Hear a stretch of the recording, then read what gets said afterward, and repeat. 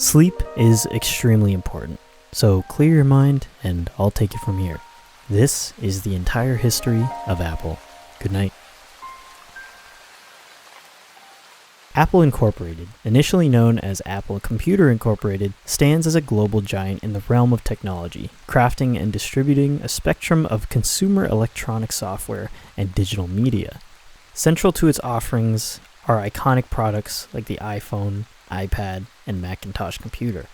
From its inception in 1976, Steve Jobs, Steve Wozniak, and Ronald Wayne, with the aim of commercializing Wozniak's Apple I desktop computer, to its evolution into a powerhouse in consumer electronics. Apple's journey has been marked by innovation, resilience, and a relentless pursuit of simplicity and elegance in design. Throughout its history, Apple weathered storms, including periods of sluggish states and marketing struggles, particularly during the 1990s. However, the return of Steve Jobs in 1997 heralded a new era for the company. Under his leadership, Apple underwent a transformation, emphasizing sleek, user-friendly products epitomized by the iMac. This focus on distinctive design and user experience became the hallmark of Apple's identity. The turn of the millennium saw Apple's ascent to dominance, propelled by groundbreaking releases such as the iPod and iTunes Music Store, which revolutionized the music industry as its product portfolio expanded to include the iPhone, iPad, and a range of associated services. Apple's influence deepened, prompting a symbolic change in its name in 2007, dropping computer to reflect its broader scope beyond computing devices.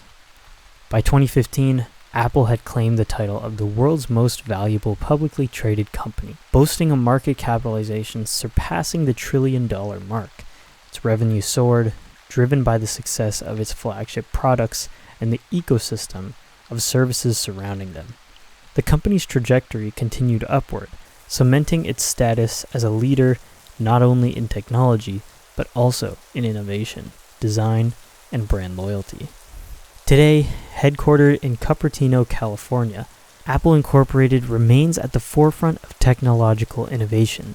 Its diverse product lineup includes the not only iconic iPhone, iPad, and iMac, but also newer offerings like the Apple Watch, Vision Pro, and Apple TV, supported by robust operating systems and an array of software applications and services. Apple's ecosystem seamlessly integrates hardware and software, delivering a user experience unmatched in the industry. Despite challenges and shifts in the competitive landscape, Apple's position as a tech juggernaut remains unassailable.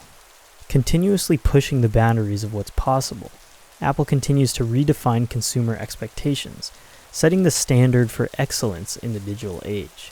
As one of the big five American information technology companies, Apple stands alongside giants like Alphabet, Amazon, Meta, and Microsoft, shaping the course of technology and influencing the way we live, work, and connect with the world.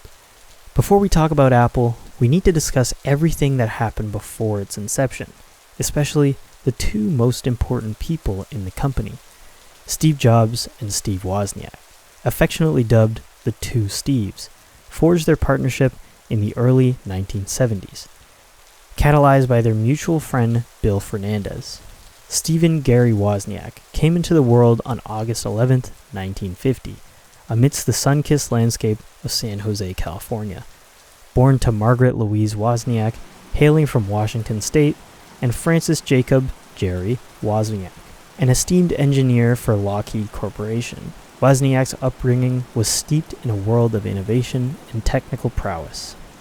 Educated at Homestead High School in Cupertino, California, Wozniak's formative years laid the groundwork for his future endeavors. Within his family circle, he shares bonds with his brother, Mark Wozniak, who carved a path in the tech industry as an executive residing in Menlo Park, and his sister, Leslie Wozniak, who pursued a career dedicated to social impact, serving as a grand advisor at Five Bridges Foundation. Although his birth certificate bears the name Stephen Gary Wozniak, his mother clarified her intention for the spelling Stephen, a distinction he honors to this day. Proud of his Polish heritage, Wozniak embraces the surname Wozniak with reverence, a nod to his ancestry. Wozniak's journey into the realm of technology begins in the early 1970s, marked by his innovative blue box design, earning him the moniker Berkeley Blue within the phreaking community. Drawing inspiration from his childhood fascination with Star Trek and the adventurous exploits of Tom Swift Jr., Wozniak's imagination was ignited, laying the groundwork for his future endeavors. After a brief stint at the University of Colorado Boulder, where his knack for hacking led to his premature departure, Wozniak returned to the San Francisco Bay Area, enrolling at De Anza College, before transferring to the University of California, Berkeley. Wozniak's passion for engineering blossomed. Collaborating with his friend Bill Fernandez, he embarked on a self-taught engineering project, birthing his first computer creation, Cream Soda, a testament to his ingenuity and resourcefulness. Prior to his foray into Apple, Wozniak honored his skills at Hewlett-Packard, HP, where he contributed to the design of calculators. It was during his tenure that fate intervened, leading him to cross paths with the visionary Steve Jobs. Their serendipitous encounter would alter the course of technological history, propelling them towards the creation of the iconic Apple I and Apple II computers, forever etching their names in the annals of innovation. Born on February 24th in 1995, San Francisco, California, Stephen Paul Jobs emerged into a world shaped by the diverse tapestry of his heritage. His parents, Joanne Carol Scheibel and John Gendali, epitomized a union that transcended cultural boundaries, yet faced the constraints of societal norms. Gendali, born into a Muslim family of Syrian descent, embarked on a journey of academic pursuit, culminating in a PhD in political science. His path intertwined with Scheibel, an American Catholic with Swiss-German roots, whose upbringing on a mink farm imbued her with resilience and determination. Their love stories, however, face hurdles, fueled by the disparities of faith and tradition.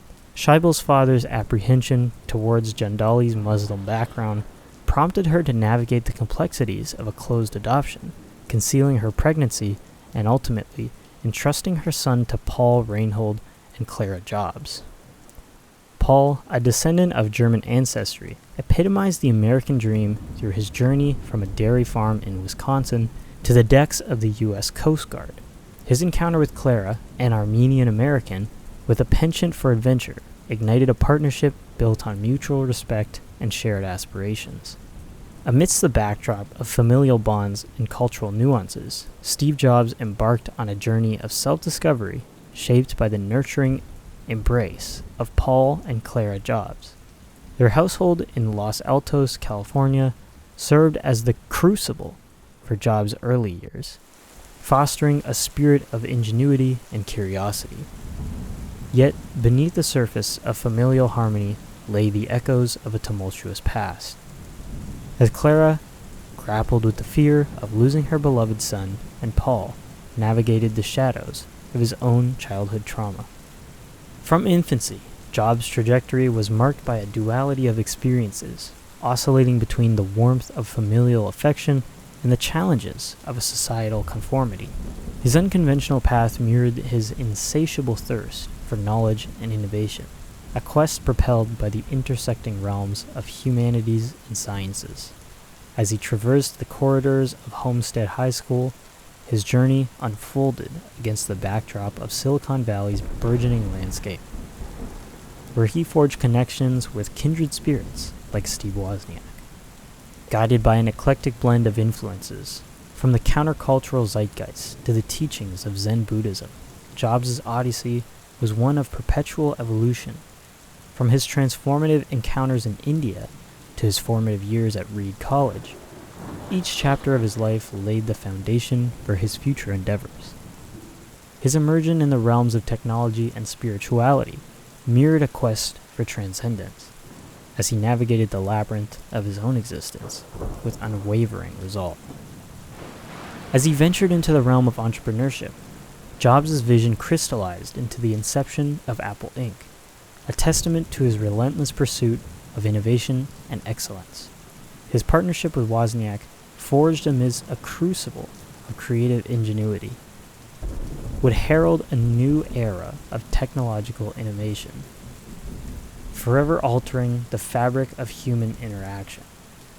It was in the midst of 1971 when Fernandez orchestrated their introduction between the then 21-year-old Wozniak and the 16-year-old Jobs. The seeds of their collaboration were sown that fall when Wozniak, a self-taught electronics enthusiast, stumbled upon an article in Esquire detailing a device capable of making free long-distance calls through specific tone emissions. Inspired by this concept, Wozniak embarked on crafting his own rendition of the device, which he dubbed the Blue Box. His ingenuity was put to the test when he dialed the Vatican City, masquerading as Henry Kissinger, seeking an audience with the Pope. Jobs, seizing the opportunity, facilitated the sale of around 200 Blue Boxes, a feat that laid the groundwork for their future endeavors. Reflecting on their trajectory, Jobs later acknowledged the pivotal role of Wozniak's Blue Box, acknowledging that without them, the Apple we know today might never have come to fruition. As the duo delved deeper into the realm of technology, their paths diverged from traditional education. Jobs departed from Reed College, while Wozniak bid farewell to UC Berkeley. Amidst the educational divergence, Wozniak embarked on designing a video terminal, a project commissioned by Alex Comrade, which found its niche within the call computer. Their journey was not merely driven by a fascination with cutting-edge technology, but was deeply intertwined with the countercultural ethos of the West Coast. Their immersion in the burgeoning microcomputer scene, epitomized by gatherings at the Homebrew Computer Club, fueled Wozniak's ambition to create a fully fledged computer. Despite financial constraints, his perseverance bore fruit when MOS Technology released the affordable 6502 chip, a pivotal monument that spurred Wozniak to develop a version of BASIC and subsequently design a computer to run it. The inception of the Apple I, showcased by Wozniak at a Homebrew Computer Club meeting in March 1976, captivated Jobs, igniting his entrepreneurial zeal. Diverging from Wozniak's initial intent to freely share schematics, Jobs advocated for commercializing their creation. This vision prompted the duo to venture into business together, a decision solidified by Jobs' persuasive charm. In a bid to finance their venture, Jobs and Wozniak resorted to selling their personal possessions, symbolized by Jobs parting ways with his Volkswagen Type 2 minibus, and Wozniak parting with his prized HP programmable calculator. Thus, with humble beginnings and unwavering determination, the foundation was laid for what would eventually blossom into the iconic Apple Incorporated. Founded on April 1st, 1976, the Apple Computer Company emerged as a collaborative endeavor between Steve Jobs, Steve Wozniak, and Ronald Wayne, their vision crystallizing within the vibrant landscape of California's technological frontier. As a nascent entity, Apple was registered as a California business partnership, with Wayne's pivotal role as co-founder, securing a 10% stake in the venture. However, Wayne's tenure proved ephemeral, as he relinquished his shares less than 2 weeks later, haunted by the specter of past failures. The genesis of the company's name, Apple Computer, unfolded against the backdrop of Jobs' eclectic musings, inspired by a fruitarian epiphany during his sojourn at Robert Friedland's All-in-One Farm in Oregon. Conceived as a playful yet distinctive moniker, the name encapsulated the ethos of innovation and accessibility that would come to define Apple's identity. Buoyed by their newfound appellation, the two Steves embarked on a pilgrimage to the Homebrew Computer Club, where they unveiled the prototype of the Apple I, a cornerstone of technological revolution. Their encounter with Paul Terrell, the astute proprietor of Byte Shop, proved serendipitous, as his enthusiastic reception of the Apple I paved the way for a momentous partnership. Terrell's purchase order catalyzed a flurry of activity, propelling Jobs to negotiate with national electronics parts distributor Kramer Electronics, leveraging the promise of future returns to secure the components needed for production. The ensuing days witnessed a whirlwind of activity as Jobs, Wozniak, and their small group of collaborators toiled tirelessly to fulfill their end of the bargain. Despite initial misgivings over the nature of the delivered product, Terrell honored his commitment, validating the nascent company's potential with a timely payment. With the Apple I poised for market release in July 1976, Wozniak's ingenuity shone through in his innovative design features, from the utilization of a TV display to the inclusion of bootstrap code on ROM. These pioneering attributes distinguished the Apple I as a trailblazing entrant in the burgeoning realm of personal computing, setting the stage for its commercial success. As Apple embarked on its quest for expansion, Jobs' entrepreneurial acumen led him to seek investment opportunities, culminating in a fateful encounter with Mike Markula. Markula's visionary outlook and financial backing proved instrumental in propelling Apple towards its next phase of growth, heralding the incorporation of Apple Computer Inc. on January 3, 1977. The appointment of Michael Scott as the company's first president and CEO signaled a new chapter in Apple's evolution, as it transitioned from a fledgling partnership to a fully fledged corporation. Wozniak's decision to dedicate himself full-time to Apple underscored the company's burgeoning potential, setting the stage for a transformative journey fueled by innovation and ambition. Shortly after Apple's inaugural foray into computer sales, Wozniak embarked on a new endeavor that would redefine personal computing: the development of the Apple II.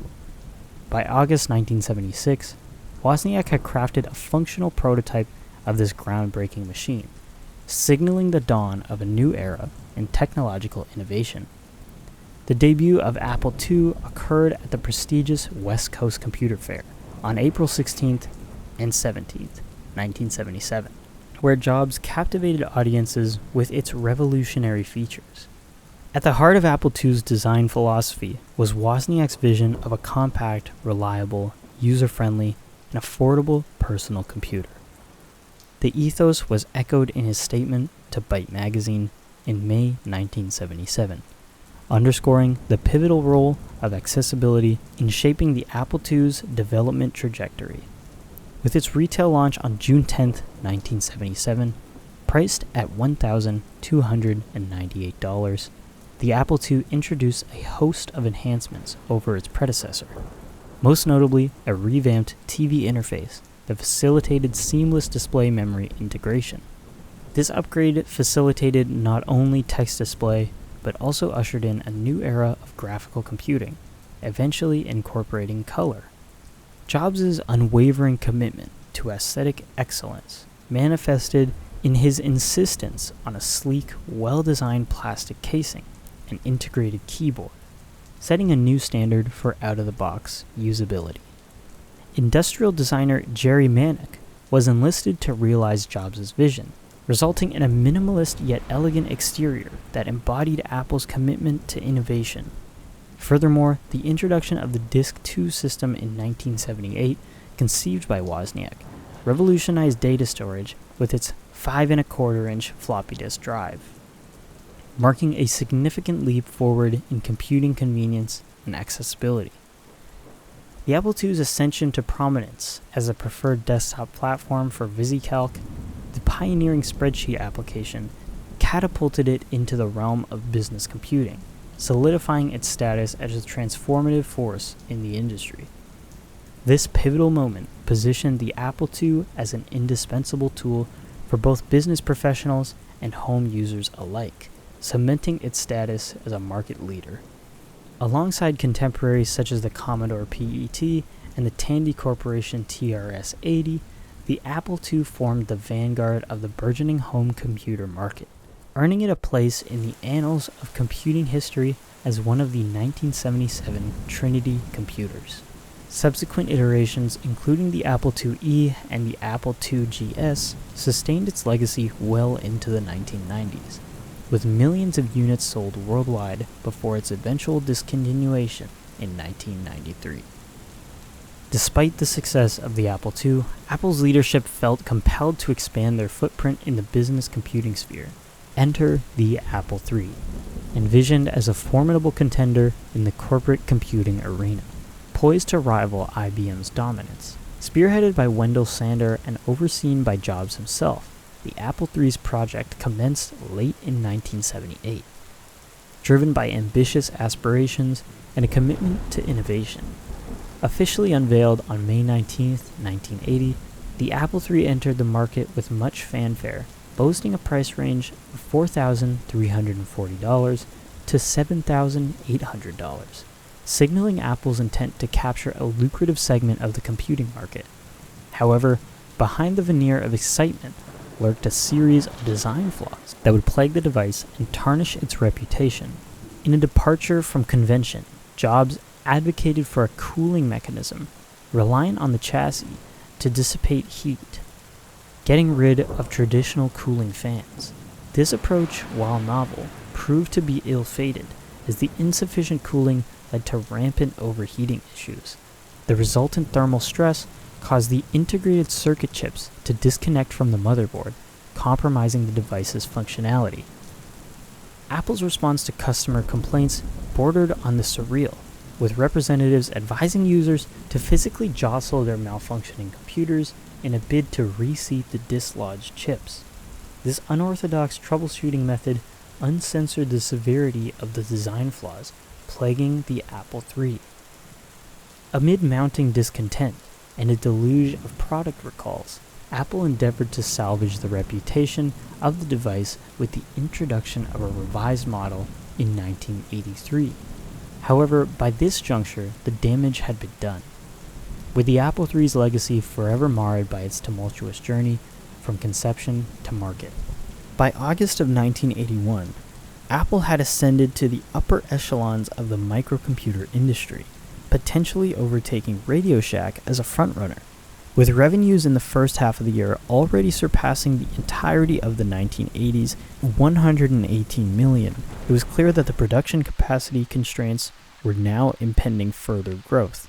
As reported by InfoWorld, the overwhelming success of VisiCalc had cemented Apple's dominance in the business sector, with a staggering 90% of Apple II computers finding their way into corporate environments, where large-scale customers exhibited a marked preference for Apple products.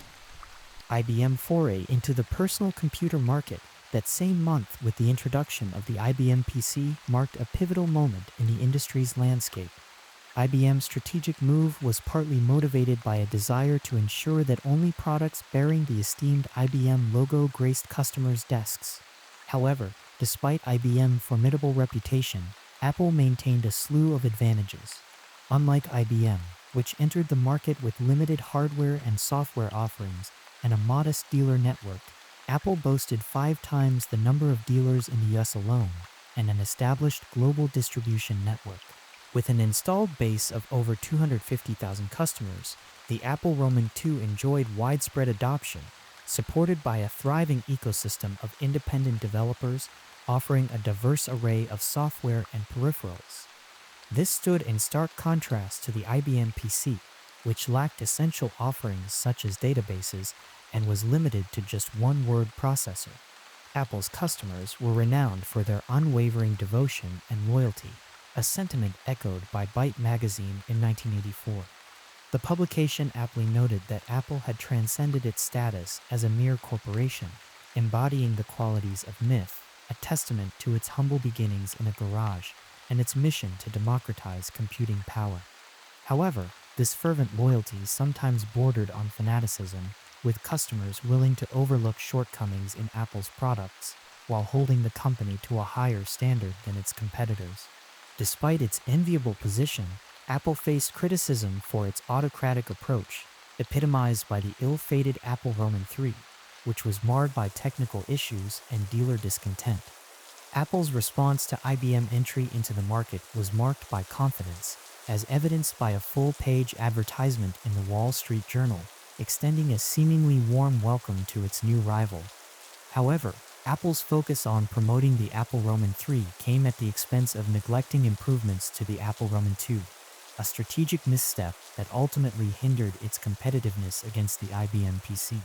Bill Gates, then head of Microsoft, recounted a telling anecdote from the day of IBM announcement, highlighting Apple's initial indifference to the threat posed by its new competitor. Despite its initial nonchalance, Apple soon realized the gravity of the situation, albeit a year later, as sales of the Apple Roman III dwindled in the face of stiff competition from the IBM PC.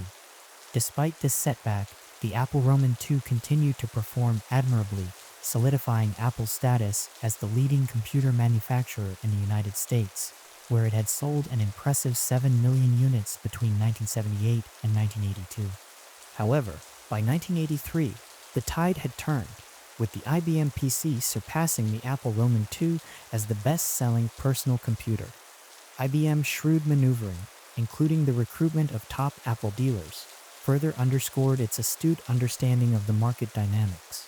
As industry veteran Gene Amdahl ominously predicted, Apple appeared destined to become just another casualty in IBM's long list of conquests. By 1984, the media had christened Apple and IBM as arch-rivals, yet IBM's staggering $4 billion in annual PC revenue, dwarfing Apple's earnings and those of its closest competitors combined, painted a stark picture of the power imbalance. A Fortune survey revealed that a staggering 56% of American companies with personal computers favored IBM PCs over Apple, signaling a seismic shift in market dynamics. Nevertheless, despite these challenges, small businesses, schools, and select households continued to constitute the primary market for the Apple Roman II, underscoring its enduring appeal despite the encroaching dominance of IBM.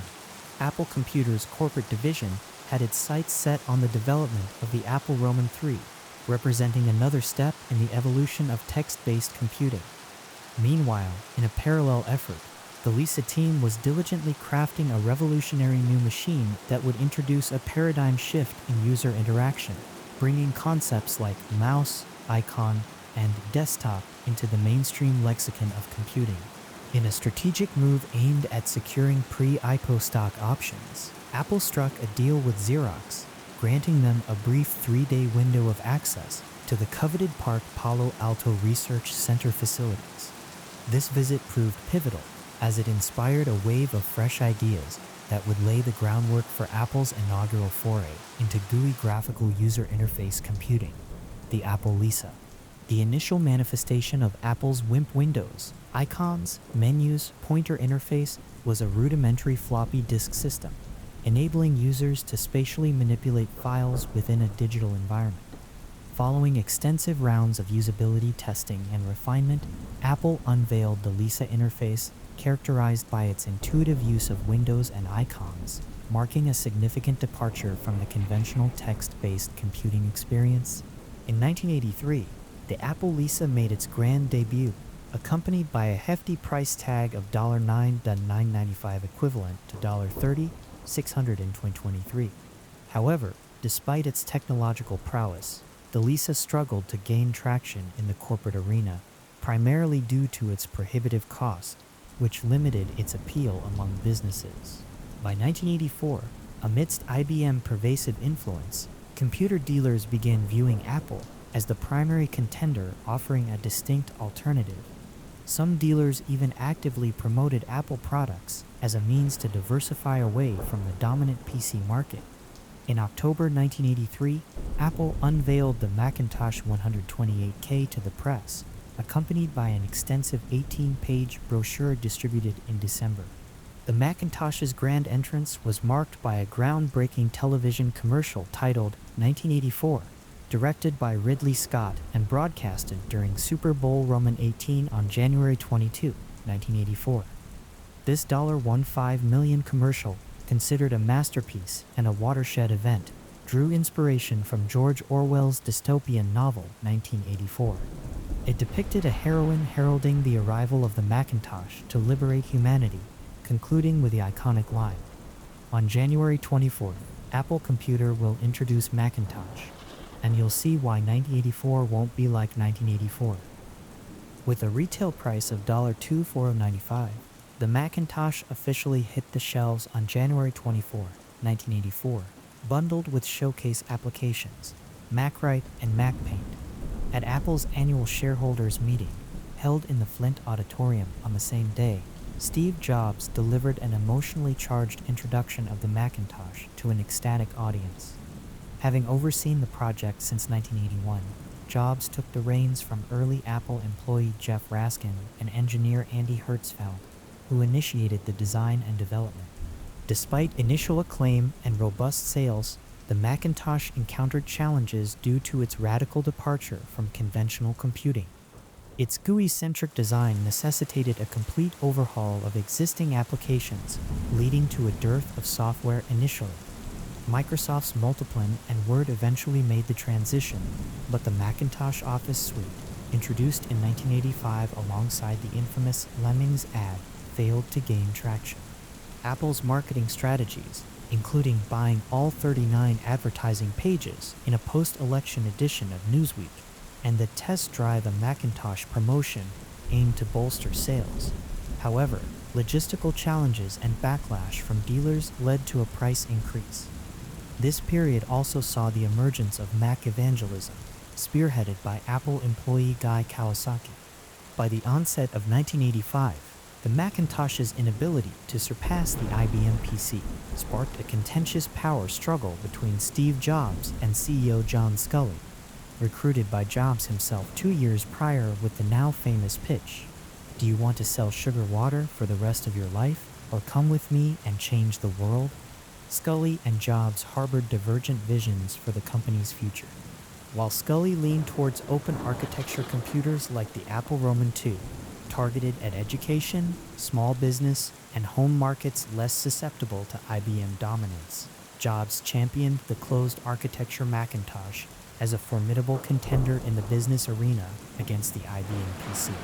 The dichotomy between Jobs' Macintosh division and Sculley's Apple Roman II division created internal friction, with both entities operating as quasi-independent entities, often duplicating services. Despite contributing 85% of Apple's sales by early 1985, the January 1985 annual meeting notably omitted any mention of the Apple Roman II division or its employees, much to the dismay of Steve Wozniak.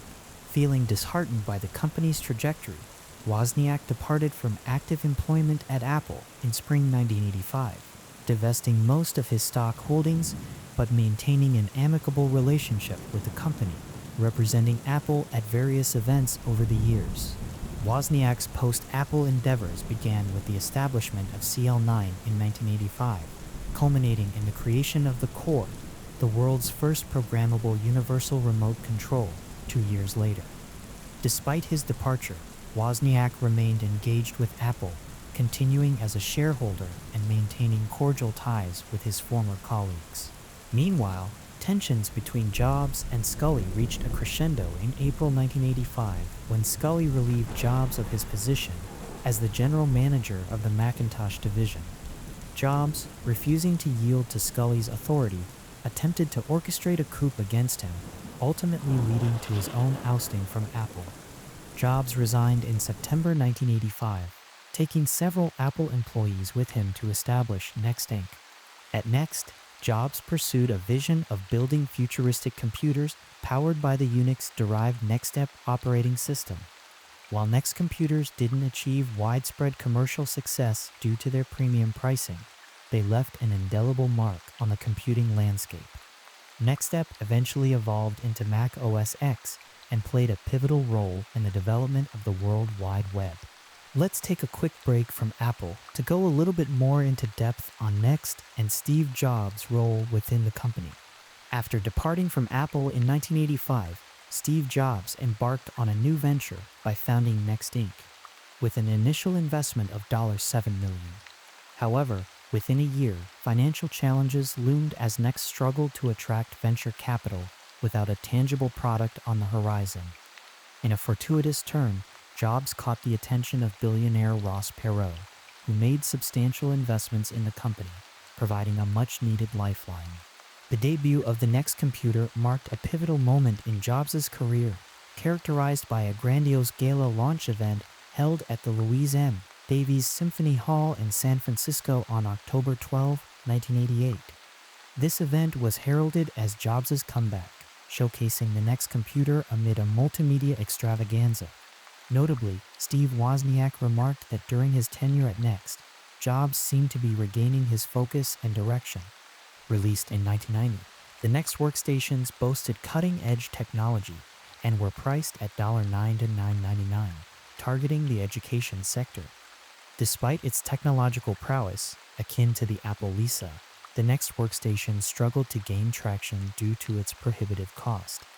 Nevertheless, it garnered acclaim for its object-oriented software development system, attracting clientele from the financial, scientific, and academic realms. One of Next's most notable achievements was the creation of the NextStep operating system, which played a pivotal role in the development of the World Wide Web. Tim Berners-Lee, utilizing a Next computer, pioneered the concept of the web at CERN in Switzerland in 1990. In 1990, Next introduced the second-generation NextCube, touted as the first interpersonal computer designed to revolutionize human communication, boasting innovative features like the NextMail multimedia email system, which facilitated the sharing of voice, image, graphics, and video. NextCube embodied Jobs' vision of the future of computing. However, despite Jobs' relentless pursuit of perfection and aesthetic excellence, exemplified by the magnesium case of the NextCube, Next faced challenges in hardware sales.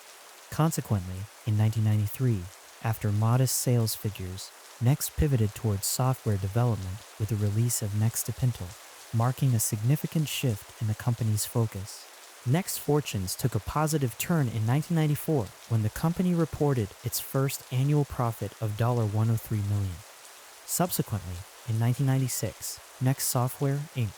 launched WebObjects, a groundbreaking framework for web application development, following its acquisition by Apple Inc.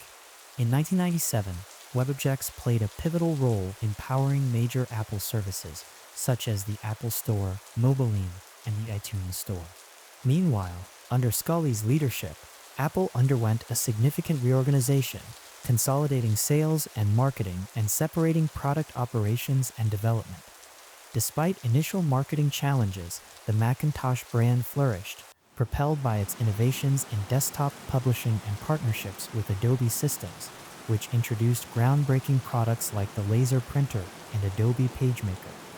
The Macintosh became the go-to platform for creative industries, revolutionizing fields such as cinema, music, advertising, and publishing. During John Sculley's tenure as CEO, Apple experienced notable corporate developments. On May 11, 1987, Apple issued its first corporate stock dividend, marking a significant milestone in its financial strategy. Shortly thereafter, on June 16, 1987, Apple underwent its inaugural stock split, adopting a 2-1 split ratio. Maintaining its commitment to shareholders, Apple continued to offer a quarterly dividend, yielding approximately 3% until November 21, 1995. During the period between March 1988 and January 1989, Apple engaged in a series of strategic acquisitions, acquiring 5 companies, including Network Innovations, Styleware, Neshoba Systems, Coral Software, and Orion Network Systems, to bolster its software and satellite communications capabilities. Throughout this period, Apple maintained a dual focus on both its flagship Macintosh line and the venerable Apple Roman II series. In response to evolving market demands, Apple introduced the compact Apple IC in the wake of the Macintosh's debut, showcasing its commitment to diversifying its product offerings. Additionally, in 1986, Apple unveiled the Apple iX, which fused elements of the Apple Roman II with a mouse-driven, Mac-like operating environment, appealing to a broad spectrum of users. Despite the advent of the Macintosh, the Apple Roman II series remained a cornerstone of Apple's revenue stream for several years. Meanwhile, the Macintosh line evolved into a robust product family, with successive iterations such as the Mac Plus, Mac C, Mac Roman II, Mac Classic, and Mac LC, catering to diverse user needs. Apple also ventured into the realm of portable computing, launching the Macintosh Portable in 1989 and subsequently introducing the highly successful PowerBook in 1991, setting a new standard for laptop design and functionality. This period, characterized by innovative products and robust financial performance, has been hailed as the first golden age of the Macintosh by industry observers. In a forward-looking move, Apple registered the Apple.com domain name on February 19, 1987, establishing a pioneering presence on the burgeoning internet. However, by the early to mid-1990s, Apple faced formidable competition from IBM PC-based systems, which gained popularity with the advent of Windows 3.0. In response, Apple diversified its Macintosh offerings with new lines such as Quadra, Centris, and Performa, albeit amidst criticism for its convoluted marketing strategy and product differentiation. The proliferation of models led to consumer confusion and tarnished Apple's reputation for simplicity. To counter the PC threat, Apple formed the AIM alliance with IBM and Motorola in 1991, aimed at creating a revolutionary computing platform. This collaboration culminated in the launch of the Power Macintosh line in 1994, featuring Power processors and a revamped operating system architecture. Despite these efforts, Apple faced setbacks, including the commercial failure of the Newton, its early foray into the personal digital assistant market. Nevertheless, Apple persisted in its pursuit of innovation, laying the groundwork for future advancements in computing technology. In 1994, Apple unveiled UWorld, an ambitious online platform offering email, news, and a bulletin board system, poised to supplant the existing Apple Link service. However, UWorld's journey was short-lived, as it faced closure in 1996, unable to sustain its operations. Seeking to expand its market reach and bolster revenue streams, Apple adopted a new strategy in 1995, initiating the licensing of the Mac OS and Macintosh ROMs to third-party manufacturers. This move, intended to foster greater accessibility to the Mac ecosystem, inadvertently gave rise to the phenomenon of clonintoshes, alternative Mac-compatible machines manufactured by third parties. While this initiative aimed to broaden Apple's market presence, it inadvertently cannibalized its own sales, leading to a decline in market share. Apple's share, once surpassing 10%, dwindled to around 3% following the proliferation of clonintoshes. Steve Jobs, returning as interim CEO in 1997, identified this trend and promptly terminated the Macintosh OS licensing program, redirecting focus towards Apple's proprietary hardware and software. Amidst these developments, Apple embarked on ambitious collaborative endeavors with IBM in the realm of operating system development. Project Pink envisioned the creation of Taligent, a revolutionary successor to System 7, through joint efforts between the two tech giants. However, internal discord and conflicting visions led to Apple's withdrawal from the project, leaving IBM to complete it independently. Undeterred, Apple initiated Project Copland, an in-house endeavor aimed at modernizing the aging System 7. However, Copland encountered numerous setbacks, including feature creep and development challenges exacerbated by the need to adapt software originally intended for Taligent. Ultimately, Copland was abandoned, marking a significant setback in Apple's quest for a next-generation operating system. Faced with the impasse of Copland, Apple turned its attention to acquiring an existing operating system from an external source. Among the contenders considered were Sun's Solaris and Microsoft's Windows NT. Internal debate ensued, with conflicting preferences between Solaris, favored by some, and Windows NT, championed by others. In a pivotal moment, then CEO Gil Amelio reached out to Bill Gates, securing assurances from Microsoft to port QuickDraw, a key Apple technology, to Windows NT. This strategic maneuver ultimately set the stage for Apple's subsequent trajectory in operating system development and market positioning. In 1996, Next, facing financial challenges, emerged victorious over Incas Bayo's bid in the competition to supply an operating system to Apple. The turning point came on December 20, 1996, when Apple made the landmark announcement of its decision to acquire Next, along with its Next Step operating system, and a deal valued at $429 million, supplemented by the issuance of 1.5 million shares of Apple stock.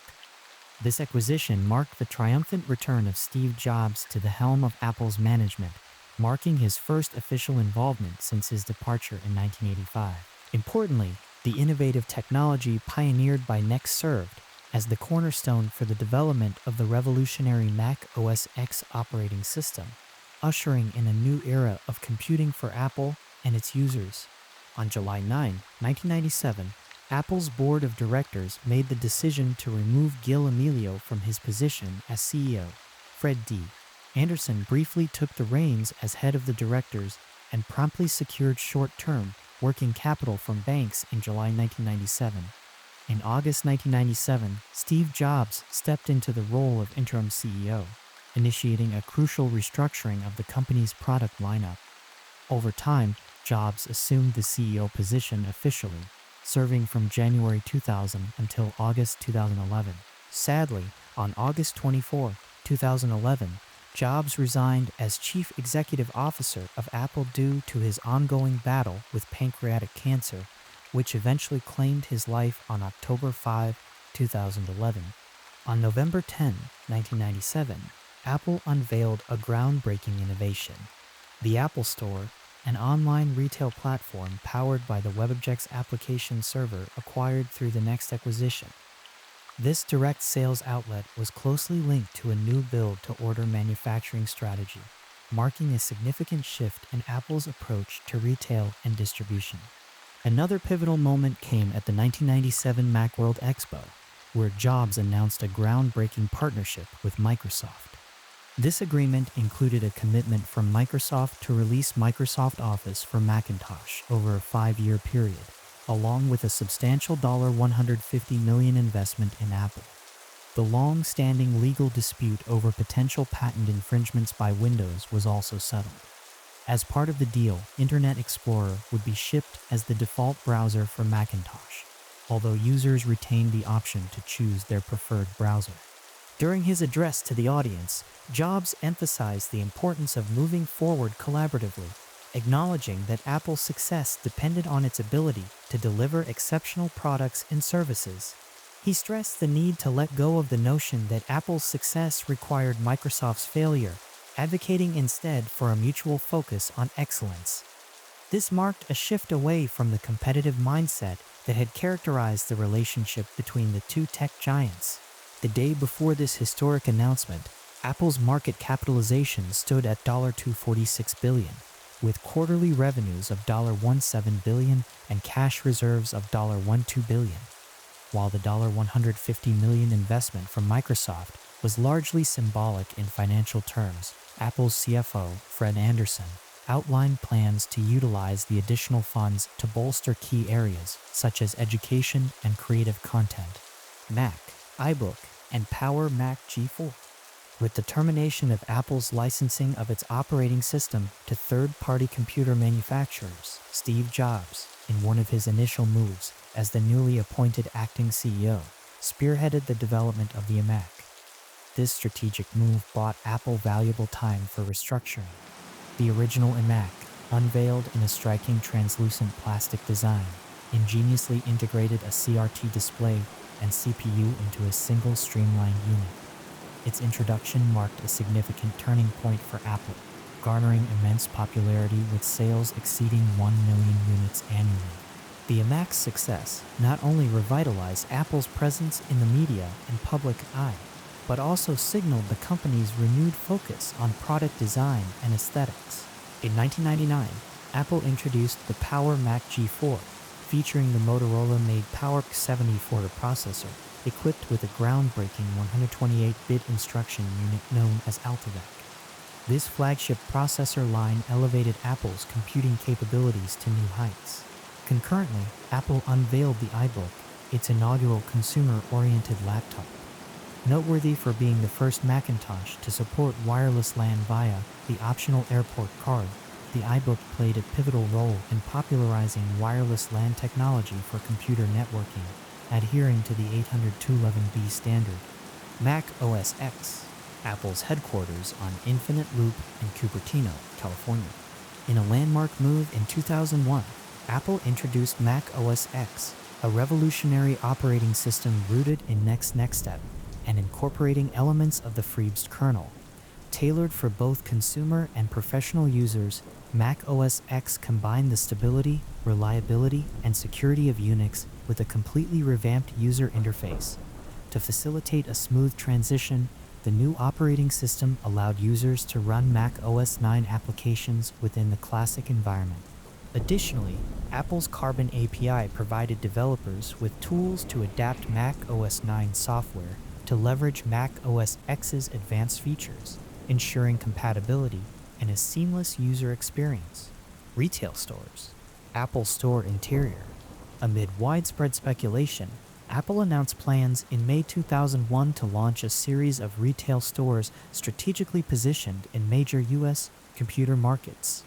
These stores served a dual purpose: to counter Apple's declining share of the computer market and to address shortcomings in the marketing of Apple products at third-party retail outlets. The Apple stores were meticulously designed to provide a distinctive and immersive shopping experience, reflecting Apple's commitment to innovation and customer satisfaction. In October of 2001, Apple unveiled its groundbreaking iPod, marking its entry into the realm of portable digital audio players. Initially, the iPod boasted a modest 5 GB capacity, capable of storing approximately 1,000 songs. Over time, the iPod lineup expanded to include various iterations, such as the Mini, now discontinued, the iPod Touch, now discontinued, the Shuffle, now discontinued, the iPod Classic, now discontinued, and the Nano, now discontinued, alongside groundbreaking devices like the iPhone and the iPad. As of March 2011, the largest storage capacity offered for an iPod has been 160 gigabytes. During a software developers conference on June 6, 2005, Steve Jobs proudly declared that Apple commanded an impressive 76% share of the entire portable music device market. The introduction of the iPod brought about a seismic shift in Apple's financial landscape. For instance, in the quarter ending March 26, 2005, Apple reported a staggering $290 million in earnings, equivalent to 34 cents per share, on sales totaling $324 billion. Contrasting this with the previous year's performance in the same quarter, where Apple netted a mere $46 million, or 6 cents per share, on revenue of $191 billion, vividly illustrates the transformative impact of the iPod on Apple's financial standing. Transitioning away from the era of vibrant colored plastics and the PowerC G3 architecture marked a significant chapter in Apple's evolution. In early 2002, Apple introduced a radical redesign of its iMac lineup, showcasing the innovative iMac G4, boasting the power of the G4 processor, and flaunting a sleek LCD display. The iMac G4 sported a distinctive design with a white hemispherical base and a flat panel digital display supported by a swiveling chrome neck. Over time, the iMac G4 underwent several iterations, with enhancements in processing speed and screen sizes, ultimately leading to its discontinuation in the summer of 2004, paving the way for the introduction of the iMac G5. Simultaneously, Apple ventured into the realm of enterprise computing with the launch of the Xserve 1U rack-mounted server later in 2002. Utilizing dual G4 chips, the Xserve marked Apple's earnest foray into the enterprise market, offering a cost-effective alternative to competitors' offerings. Another notable release was the Xserve RAID, a 14-drive RAID system that further reinforced Apple's presence in the server market. In mid-2003, Apple unveiled the Power Mac G5, powered by IBM G5 processor and housed in an all-metal anodized aluminum chassis. This groundbreaking release marked Apple's departure from colored plastics, solidifying its commitment to sleek, modern design aesthetics. Notably, the Power Mac G5 was acclaimed as the first 64-bit computer available to the general public. Its remarkable capabilities were showcased by Virginia Tech, which utilized the Power Mac G5 to construct its System X supercomputing cluster, ranking among the world's top supercomputers at the time. The introduction of the iMac G5 in 2004 further underscored Apple's innovative prowess. Departing from traditional design conventions, the iMac G5 featured a streamlined aluminum foot, seamlessly integrating the CPU and computing hardware behind the flat panel screen. Garnering acclaim as the world's thinnest desktop computer, the iMac G5 epitomized Apple's dedication to cutting-edge design and engineering. Amidst these advancements, 2024 proved to be a pivotal year for Apple, marked by the release of Mac OS X v10.4 Tiger and the exploration of new components from diverse suppliers.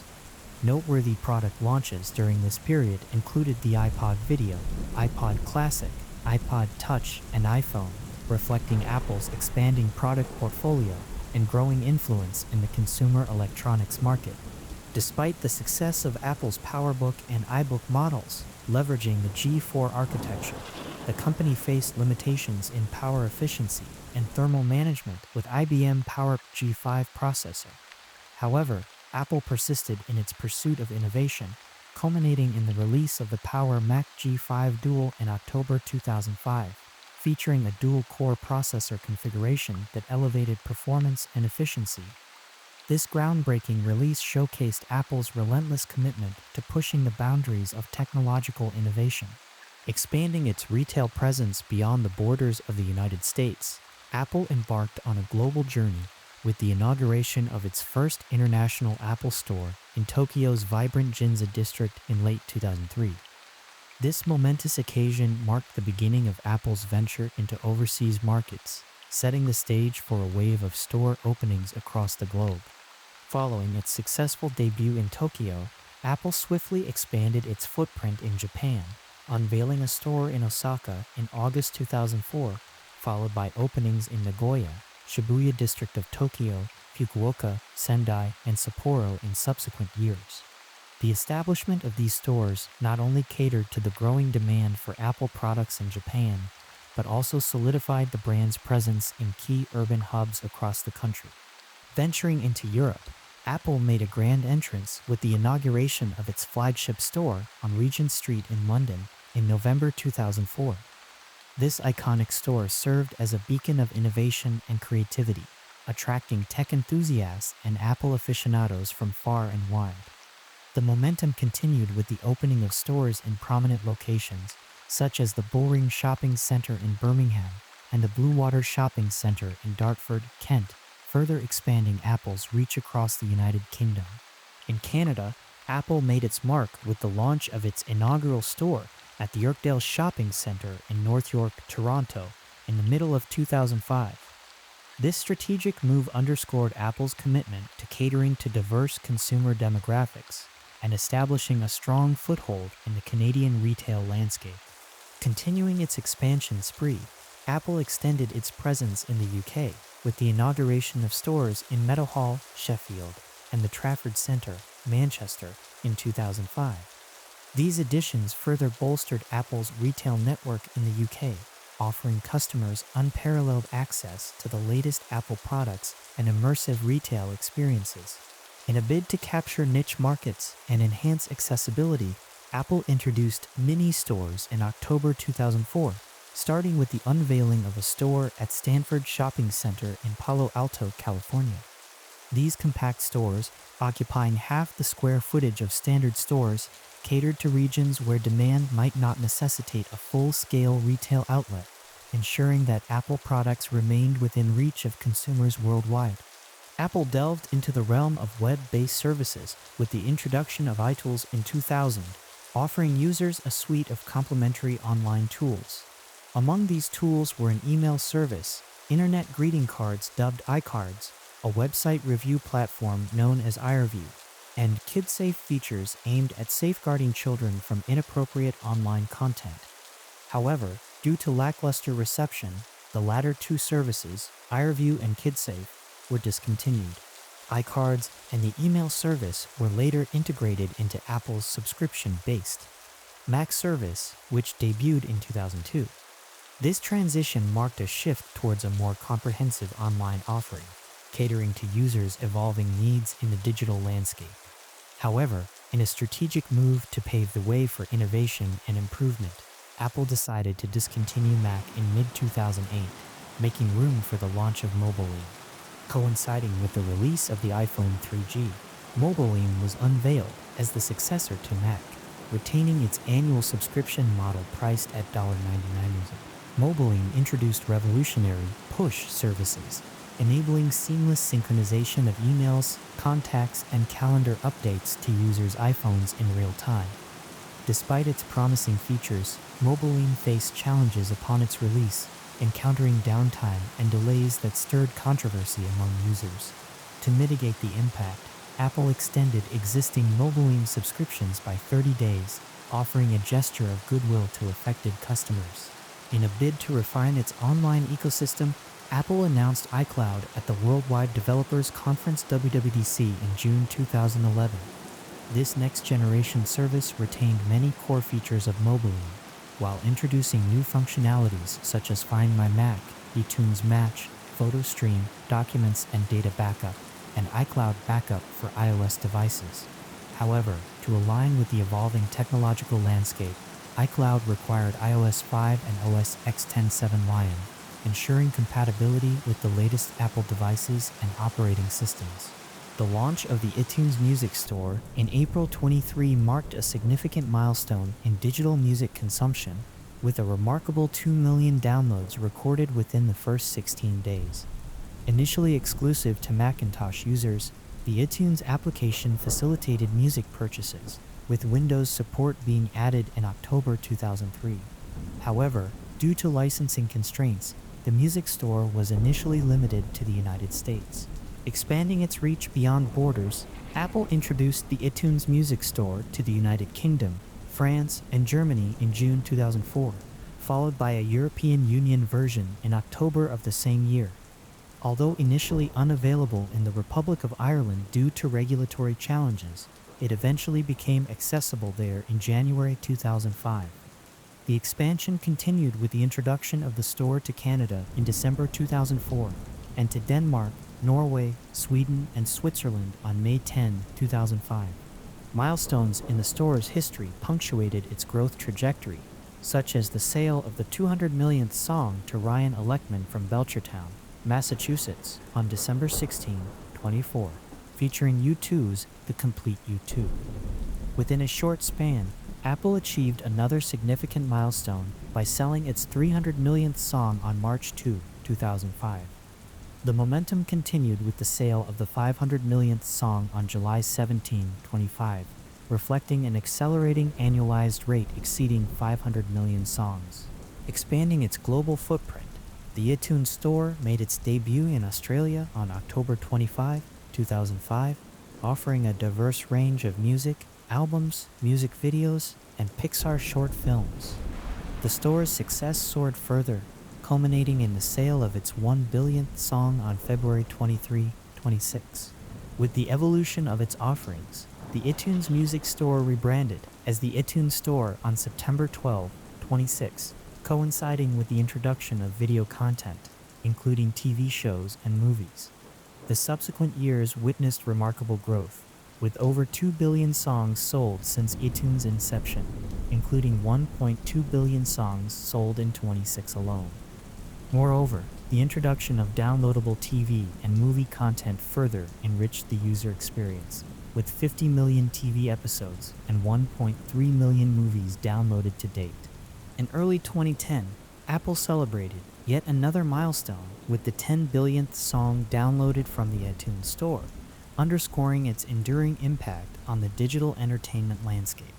The Intel transition marked a significant milestone in Apple's history, as the company announced its plans to shift to Intel-based Macintosh computers during a keynote address on June 6, 2005. This pivotal decision, unveiled by Jobs, confirmed long-standing rumors and speculation within the tech community.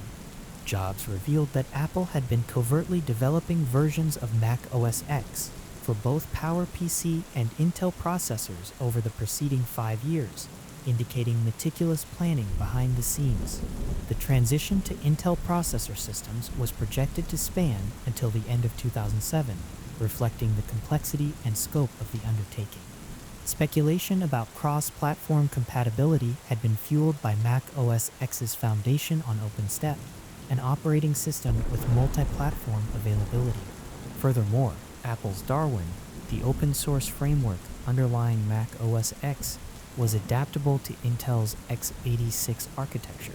The transition gained tangible momentum on January 10, 2006, with the introduction of the Intel-based iMac and MacBook Pro. These cutting-edge systems leveraged the power of the Intel Core Duo platform, signaling a new era for Apple's hardware lineup. Notably, Apple accelerated its transition timeline, aiming to complete the shift to Intel processors across all hardware by the end of 2006, a full year ahead of the originally projected schedule. This ambitious move underscored Apple's commitment to innovation and adaptability in the ever-evolving landscape of computing technology. Between 2007 and 2011, Apple underwent a significant transformation, signaling its evolution beyond its roots as a computer-centric company. The pivotal moment came on January 9, 2007, when Apple Computer Inc. rebranded itself as simply Apple Inc. This change reflected the company's expanding product portfolio, which now encompassed not just computers, but also the iPod, Apple TV, and the Macintosh brand. At the Macworld Expo keynote address, Jobs emphasized Apple's shift away from being solely a computer company. The unveiling of the groundbreaking Apple iPhone at the same event marked Apple's entry into a new market segment. The iPhone revolutionized the industry with its combination of a widescreen iPod, visual voicemail, and internet communicator running on the innovative iPhone OS, later renamed iOS. The inception of what would become the Apple smartphone traces back to 2004, when Apple initiated the formation of a team comprising 1,000 employees, helmed by hardware engineer Tony Fadell, software engineer Scott Forstall, and design officer Joni Ive. This clandestine endeavor, known internally as Project Purple, laid the groundwork for what would eventually revolutionize the mobile industry. At the helm of Apple's leadership, CEO Steve Jobs redirected the project's focus from a tablet concept, which later materialized as the iPad, toward the development of a revolutionary phone. In collaboration with Singular Wireless, later rebranded as AT&T Mobility, Apple embarked on a secretive journey that reportedly incurred a development cost of around $150 million over a span of 30 months. Jobs elucidated the significance of the I prefix in Apple's product nomenclature, originating from iMac and extending to iPod, iPhone, and iPad, as embodying concepts like internet, individuality, instruction, information, and inspiration. Rejecting the conventional design-by-committee approach that had yielded underwhelming results with projects like the Motorola Rocker E1, a lackluster eTunes phone, Apple opted for an in-house development strategy. In a rare move at the time, Singular granted Apple unprecedented autonomy to engineer both the hardware and software of the iPhone. This collaboration, coupled with an agreement that involved Apple receiving a portion of Singular's service revenue, paved the way for a groundbreaking device that redefined the smartphone landscape. The unveiling of the first-generation iPhone by Jobs at the Macworld 2007 convention marked a pivotal moment in technological history. Featuring a 3.5-inch multi-touch display and a touch-friendly interface running on the iPhone OS, later rebranded as iOS, the iPhone captured the imagination of consumers worldwide. It hit the market on June 29, 2007, initially priced at $499, with a contractual obligation to AT&T. Building on the success of its predecessor, Apple announced the iPhone 3G at the Worldwide Developers Conference WWDC 2008, expanding its availability to 22 countries initially and eventually reaching 70 countries and territories. Boasting faster 3G connectivity and a more accessible starting price of $199, the iPhone 3G surpassed expectations, solidifying Apple's position as an industry leader. Its successor, the iPhone 3GS, introduced additional features like video recording, further enhancing the device's appeal to consumers. Meanwhile, Apple expanded its product lineup with advancements like the iPod Nano and iPod Touch, both featuring multi-touch technology. The company also ventured into the realm of wireless accessories, offering a range of peripherals including a trackpad, keyboard, mouse, and external hard drive. In January 2010, Apple unveiled its highly anticipated iPad, a device that bridged the gap between smartphones and laptops. Despite initial concerns about cannibalizing other product lines, the iPad experienced widespread adoption, contributing to a phenomenon known as the reverse halo effect. This effect saw increased iPad sales driving up demand for other Apple products like iMacs and MacBooks, further solidifying Apple's position as a dominant force in the consumer electronics market. Since 2005, Apple has experienced remarkable growth in its revenues, profits, and stock price. This ascent culminated on May 26, 2010, when Apple's market capitalization surpassed that of Microsoft, marking a symbolic shift in the tech industry's landscape. Moreover, Apple's revenue trajectory outpaced Microsoft's, with the former surpassing the latter in the third quarter of 2010. The tide continued to turn in Apple's favor, as evidenced by the financial results for the first quarter of 2011. Apple's net profits for the quarter, totaling $6 billion, exceeded those of Microsoft, whose net profits stood at $5.2 billion. This marked a significant milestone, marking the first time in 2 decades that Microsoft's profits lagged behind Apple's, an occurrence that would have been inconceivable just 10 years prior, as noted by Ars Technica. Analysts attribute this shift in fortunes to several factors. The rise of the tablet and smartphone markets, where Apple holds a dominant position, has overshadowed the traditional PC software realm, where Microsoft has historically reigned supreme. Furthermore, unexpected declines in PC sales during the quarter compounded Microsoft's challenges. Additionally, Microsoft's online search business incurred substantial losses, with a reported $700 million deficit in the first quarter of 2010. The Guardian reported that these shifts underscored a changing landscape where Apple's innovative products and strong presence in emerging markets have propelled it to the forefront of the industry, while Microsoft grapples with evolving consumer preferences and challenges in key sectors.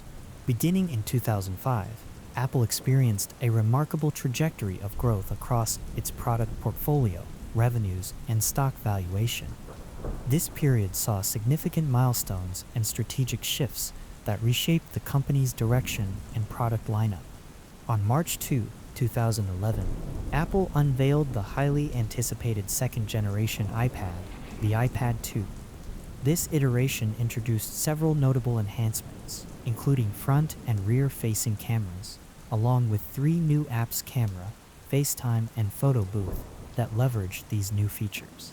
Later that year, on August 24, 2011, Steve Jobs announced his resignation as CEO, with Tim Cook succeeding him. This leadership transition coincided with significant structural changes within Apple, aimed at fostering closer collaboration between hardware, software, and services. Notably, Scott Forstall, who spearheaded the launch of iOS, departed, paving the way for Craig Federighi to assume leadership over iOS and OS X teams. Jony Ive took the helm of human interface design, while Eddie Q assumed responsibility for online services, including Siri and Maps. This restructuring laid the groundwork for future product innovations and user experiences. In the ensuing years, Apple continued to innovate across its product lines. The iPhone series saw several notable releases, including the iPhone 5, 5s, 6, and 6 Plus, each introducing advancements in design, technology, and functionality. Additionally, the iPad lineup expanded with the introduction of the iPad mini, iPad Air, and subsequent iterations featuring Retina display and Touch ID. Apple's commitment to innovation extended to its Mac lineup, with updates to the MacBook Pro, iMac, and introduction of the MacBook with Retina display. Meanwhile, strategic acquisitions, such as PrimeSense and Beats Electronics, bolstered Apple's capabilities and product offerings. In September 2014, Apple unveiled the Apple Watch, marking the company's first foray into wearable technology.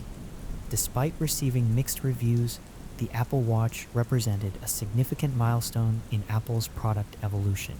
Subsequent years saw a flurry of product announcements, including the iPhone 6s, iPad Pro, iPhone 7, iPhone X with facial recognition technology, and Apple Watch Series 3 with cellular connectivity.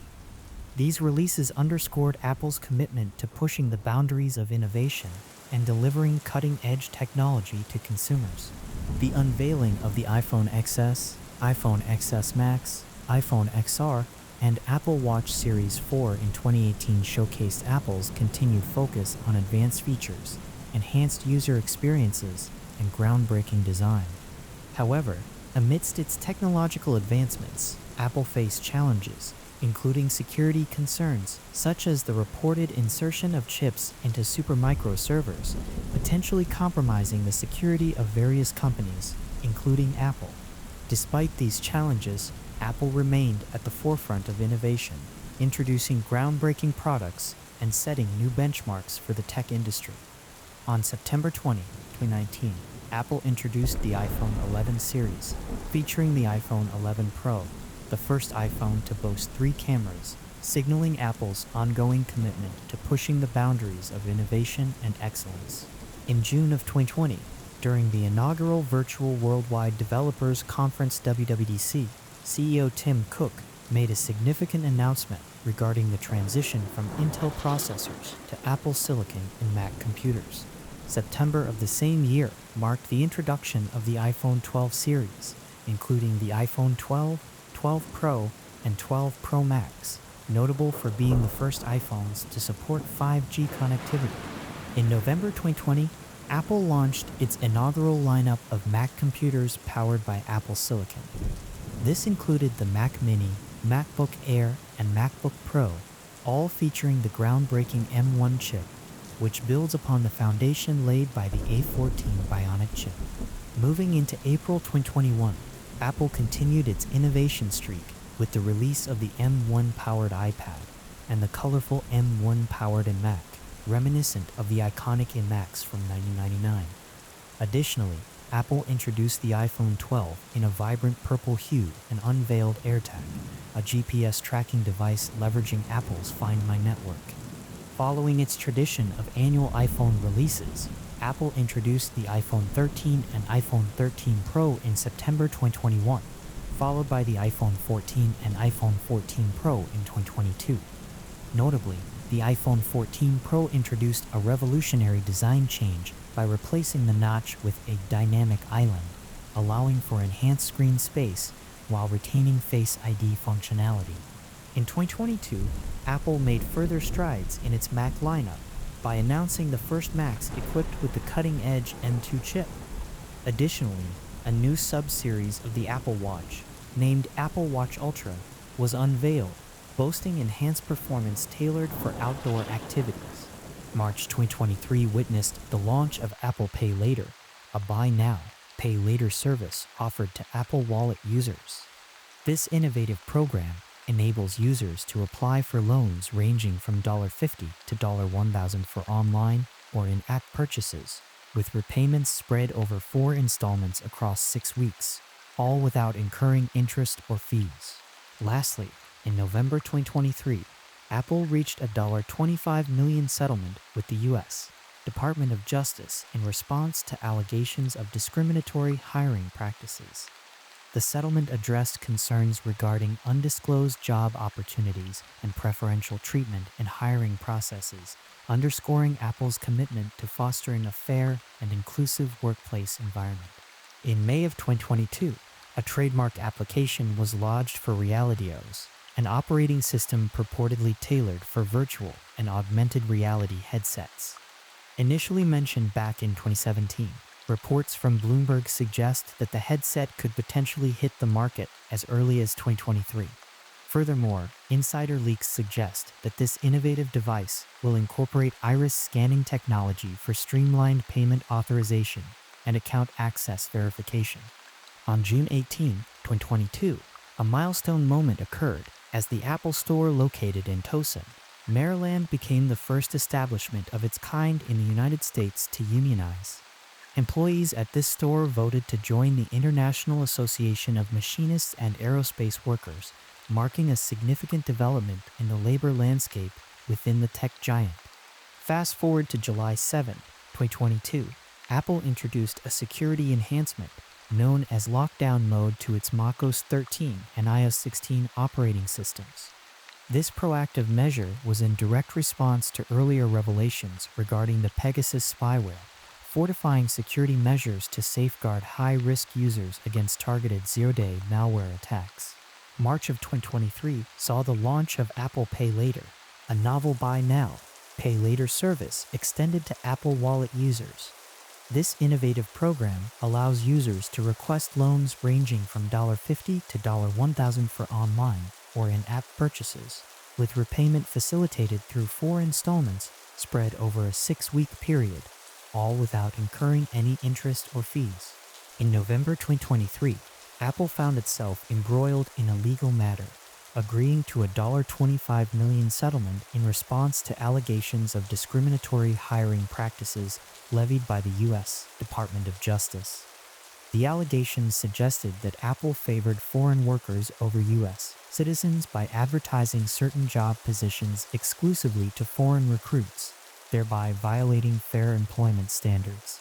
As the new year dawned in January 2024, Apple made significant strides towards compliance with the European Union's competition laws, instituting major changes to its App Store and other services. Effective March 7, Apple's adjustments now permit iOS users across the 27-nation bloc to utilize alternative app stores and payment methods within apps. This transformative shift even extends to Safari, which now features a menu enabling users to download alternative browsers like Chrome or Firefox, further enhancing user choice and competition within the digital ecosystem.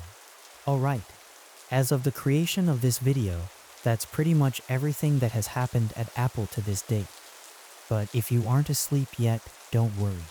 I'd like to go a bit more in depth on Apple's famous product lines, as well as some of their marketing tactics. Relax, clear your mind, and continue to sleep. Let's start with the Macintosh. If you recall, during the late 1970s, the Apple Roman II emerged as a powerhouse in the computing world, particularly renowned for its widespread adoption in educational settings. However, the arrival of IBM PC in 1981 marked a shift, as its sales swiftly outpaced those of the Apple Roman II. In response, Apple ventured into uncharted territory with the Lisa in 1983. Drawing inspiration from Xerox's Star System, the Lisa showcased a groundbreaking graphical user interface, boasting features like drag-and-drop file manipulation and intuitive application launcher. Despite its innovative design, the Lisa struggled to gain commercial traction due to its hefty price tag of $9,995 and a limited software ecosystem. Concurrently, a clandestine team within Apple was quietly forging ahead with the Macintosh project. Spearheaded by Jeff Raskin in 1979, the Macintosh aimed to democratize computing with an affordable, user-friendly system. Named after Raskin's favorite Apple variety, the Macintosh, the project gained momentum with the inclusion of Steve Jobs in 1981. Under Jobs' leadership, the Macintosh evolved into a more accessible and budget-friendly alternative to the Lisa, incorporating a mouse-driven interface and a fraction of the Lisa's price. Upon its debut in January 1984, the Macintosh garnered acclaim as a revolutionary computing marvel. Although initial sales projections were promising, the machine faced criticism for its sluggish performance, reliance on single floppy disk drives, and a dearth of software options. Despite these challenges, the Macintosh captured the imagination of buyers and developers alike, igniting a surge of innovation in software development for the platform. As the Macintosh gained traction, Apple's internal dynamics underwent significant shifts, leading to the departure of several key team members. Some, including Jobs, went on to establish Next, while others remained within Apple to navigate the evolving landscape. Amidst these changes, the Macintosh continued to evolve, with subsequent iterations like the Macintosh 512K and the Macintosh Portable aiming to address performance concerns and expand the platform's appeal. Throughout the 1990s, Apple faced mounting pressure in the fiercely competitive computing market.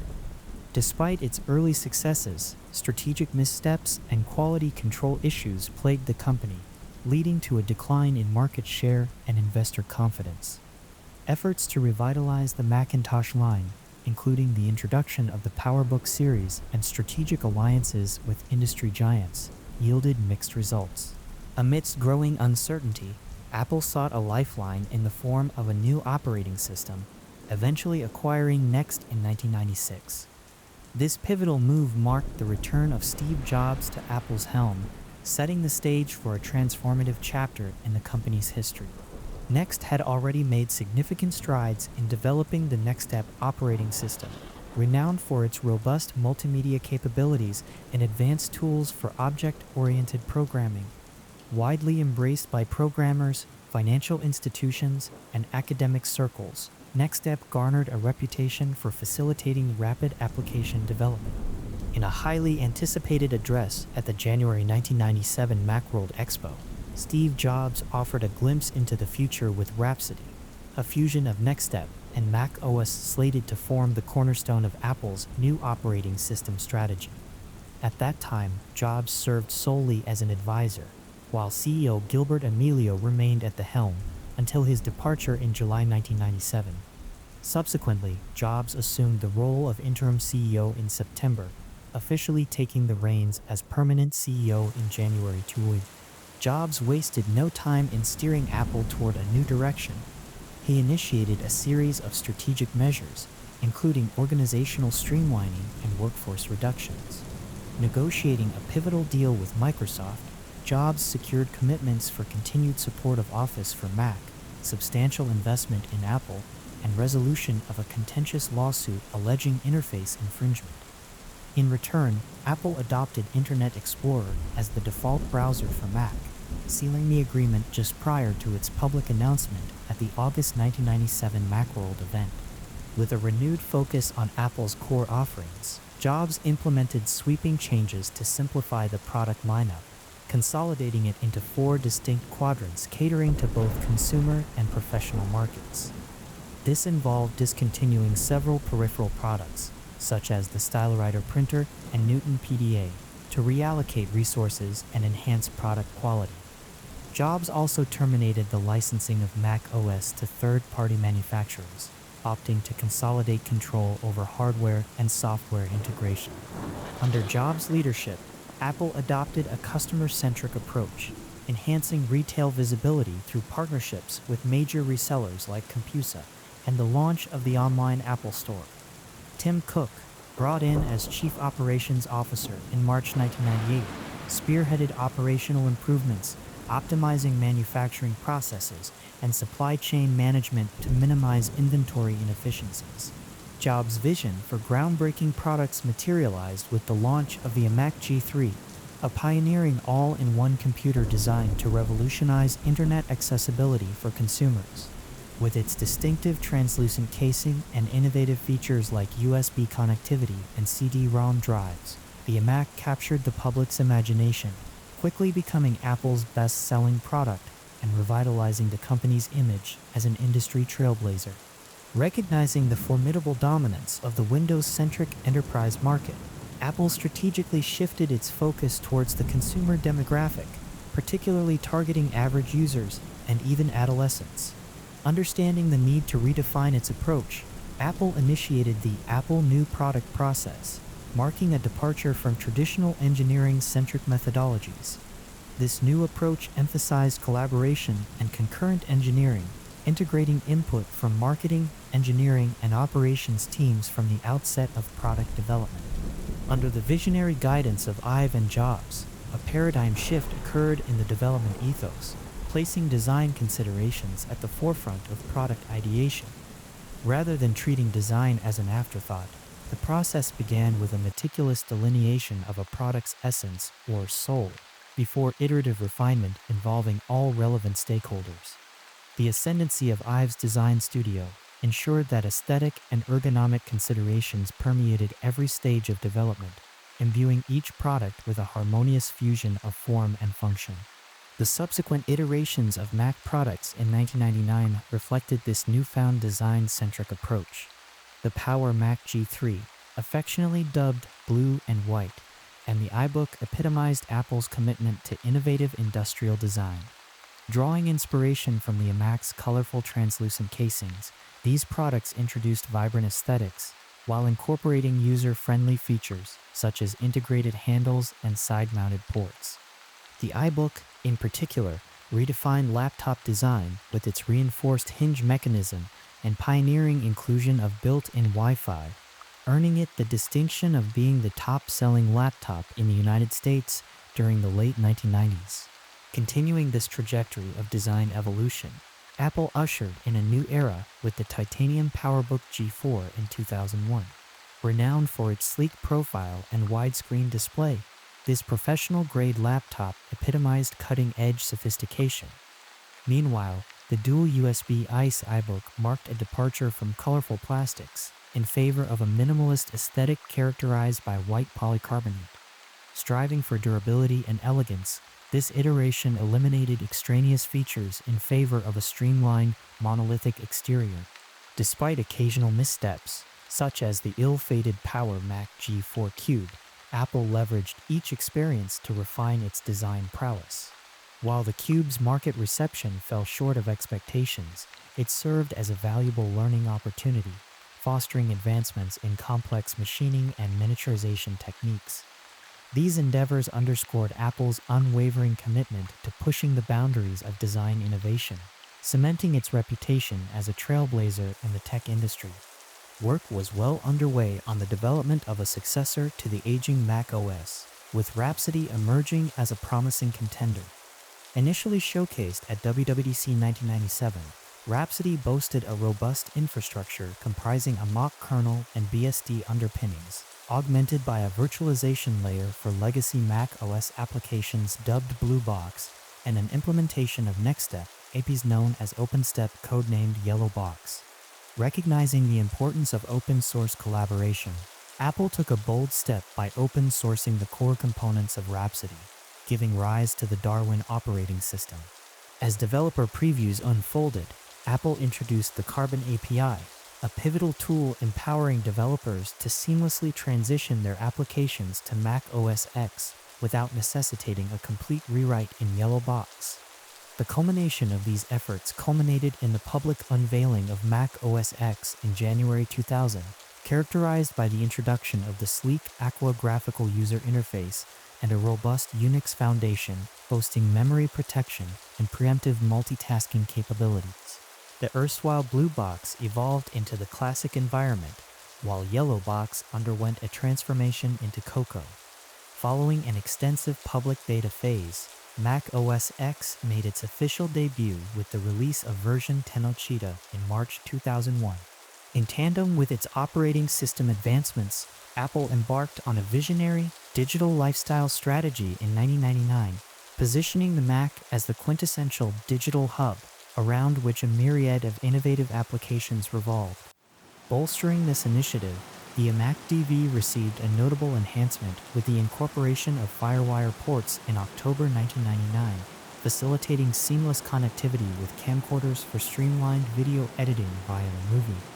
Concurrently, the iMac was equipped with a CD burner and iTunes, empowering users to effortlessly create custom playlists and burn CDs. This digital lifestyle ecosystem expanded to encompass a diverse array of applications, including iPhoto for comprehensive photo management and editing, as well as GarageBand for intuitive music composition and audio manipulation. This strategic pivot towards digital convergence transcended the realm of personal computing, spawning transformative innovations such as the iTunes Store, iPod, iPhone, iPad, and culminating in the rebranding of Apple Computer Inc. to Apple Inc. in 2007, underscoring its evolution into a multifaceted technology juggernaut. The introduction of groundbreaking Mac hardware further underscored Apple's commitment to innovation and user-centric design. The iconic Sunflower iMac G4, introduced in 2002, epitomized industrial design ingenuity with its swiveling display mechanism, deftly balancing form and function. Meanwhile, the aluminum-clad PowerBook G4 series, including the sleek 12-inch and expansive 17-inch models released in 2023, heralded the advent of the year of the notebook, showcasing Apple's prowess in crafting premium portable computing solutions. As the curtain fell on the Microsoft partnership, Apple seized the opportunity to introduce Safari, its proprietary web browser, in lieu of Internet Explorer. Simultaneously, the launch of the Mac Mini at Macworld 2005 marked a significant milestone in democratizing access to Mac computing, offering an affordable and compact desktop solution tailored to a broader audience. This landmark event was further complemented by the unveiling of the iWork Office suite, positioning Apple as a formidable player in the realm of productivity software. Amidst concerns over waning performance, pricing disparities, and efficiency drawbacks associated with power-up chips, Steve Jobs made a pivotal announcement in 2005 regarding Apple's strategic transition to Intel processors for Mac systems. This bold move was underpinned by the inherent adaptability of the operating system, which had been architected to seamlessly accommodate both chip architectures from its inception. Leveraging the transparent Rosetta emulation layer, PowerUp applications were able to run seamlessly on Intel-based Macs, ensuring a smooth transition for users. Furthermore, the introduction of Boot Camp enabled native Windows booting on Mac hardware, offering users unparalleled flexibility in their computing environments. This pivotal transition not only addressed existing performance concerns, but also catalyzed a notable uptick in Mac sales, bolstering Apple's position in the market. Following the resounding success of the iPhone's groundbreaking debut in 2007, Apple embarked on an ambitious initiative to integrate key innovations pioneered on its mobile platform back into its Mac lineup. This concerted effort, aptly termed Back to the Mac, sought to imbue Mac systems with the same intuitive user experiences and cutting-edge features that had propelled the iPhone to prominence. Among the notable enhancements introduced were robust multi-touch gesture support, seamless instant wake from sleep functionality, and rapid flash storage technology, all of which heralded a new era of computing sophistication. The seminal unveiling of the first MacBook Air at Macworld 2008 served as a tangible embodiment of Apple's commitment to pushing the boundaries of design and functionality. Reverberating with innovation, the MacBook Air captured the imagination of audiences worldwide with its remarkable speltness, earning the distinction of being hailed as the world's thinnest notebook. Embracing a wireless-centric ethos, the MacBook Air eschewed conventional physical ports in favor of streamlined connectivity solutions, albeit at the expense of traditional features such as FireWire, an optical drive, and a user-replaceable battery. Notably, the introduction of the remote disk feature facilitated seamless access to optical disks hosted on networked computers, underscoring Apple's penchant for intuitive design and seamless integration. The subsequent evolution of the MacBook Air over the ensuing decade underscored its transformative impact on the laptop landscape, igniting the Ultrabook trend and setting new benchmarks for portability and performance. Accompanied by the advent of OS X Lion, which introduced a plethora of iPad-inspired software features such as FaceTime, full-screen apps, and document autosaving, the MacBook Air cemented its status as a trailblazer in the realm of mobile computing. Furthermore, the integration of Retina display technology and iPhone-like multi-touch functionality across MacBook trackpads and desktop peripherals further underscored Apple's unwavering commitment to innovation and user-centric design principles. In tandem with its product innovation endeavors, Apple also made significant strides in enhancing the environmental sustainability of its product lineup, responding to criticism from environmental advocacy groups such as Greenpeace. Embracing a holistic approach to eco-conscious design, Apple leveraged recyclable materials and minimized the use of toxic chemicals in its product enclosures, exemplifying its dedication to environmental stewardship. The MacBook Pro's pioneering adoption of Intel's Thunderbolt connector in February 2011 represented yet another watershed moment in Apple's storied history, ushering in a new era of high-speed data connectivity and multimedia versatility. With blazing fast two-way transfer speeds of up to 10 Gbps and backward compatibility with Mini DisplayPort, Thunderbolt revolutionized the realm of peripheral connectivity, empowering users with unparalleled data transfer capabilities and enhanced productivity. Steve Jobs relinquished his role as CEO on August 24, 2011, citing health concerns, and Tim Cook stepped into the helm as his successor. Cook wasted no time in making his mark, delivering his inaugural keynote address with the launch of iCloud, a transformative move that shifted the digital locus from the Mac to the cloud infrastructure. This strategic shift underscored Apple's commitment to leveraging cloud-based technologies to streamline user experiences and enhance accessibility across its product ecosystem. In the ensuing years under Cook's leadership, Apple faced mounting skepticism from media quarters regarding its ability to sustain its innovative edge in the absence of Jobs. However, the company swiftly sought to dispel such doubts through a series of bold product introductions and strategic initiatives. In 2012, Apple unveiled a revamped MacBook Pro featuring a stunning Retina display, alongside a sleeker iteration of the iMac that shed its SuperDrive in favor of a more streamlined design aesthetic. Undeterred by naysayers, Apple continued to push the boundaries of design and functionality with the launch of the cylindrical Mac Pro in 2013. Marketed with a bold proclamation, "Can't innovate anymore, my ass." This cutting-edge model boasted a compact, glossy dark gray chassis housing state-of-the-art internal components arranged around a central cooling system. While the 2013 Mac Pro garnered acclaim from tech pundits for its formidable power and futuristic design ethos, it encountered criticism from professional users lamenting its lack of upgradability and the absence of expansion slots, underscoring the delicate balance between form and function in product development. In a bid to redefine the desktop computing experience, Apple introduced the iMac with a stunning 5K Retina display in 2014, setting a new benchmark for visual fidelity in the all-in-one desktop segment. Meanwhile, the MacBook underwent a radical transformation in 2015, featuring a sleek aluminum unibody chassis, a svelte 12-inch Retina display, and an innovative fanless low-power Intel Core M processor.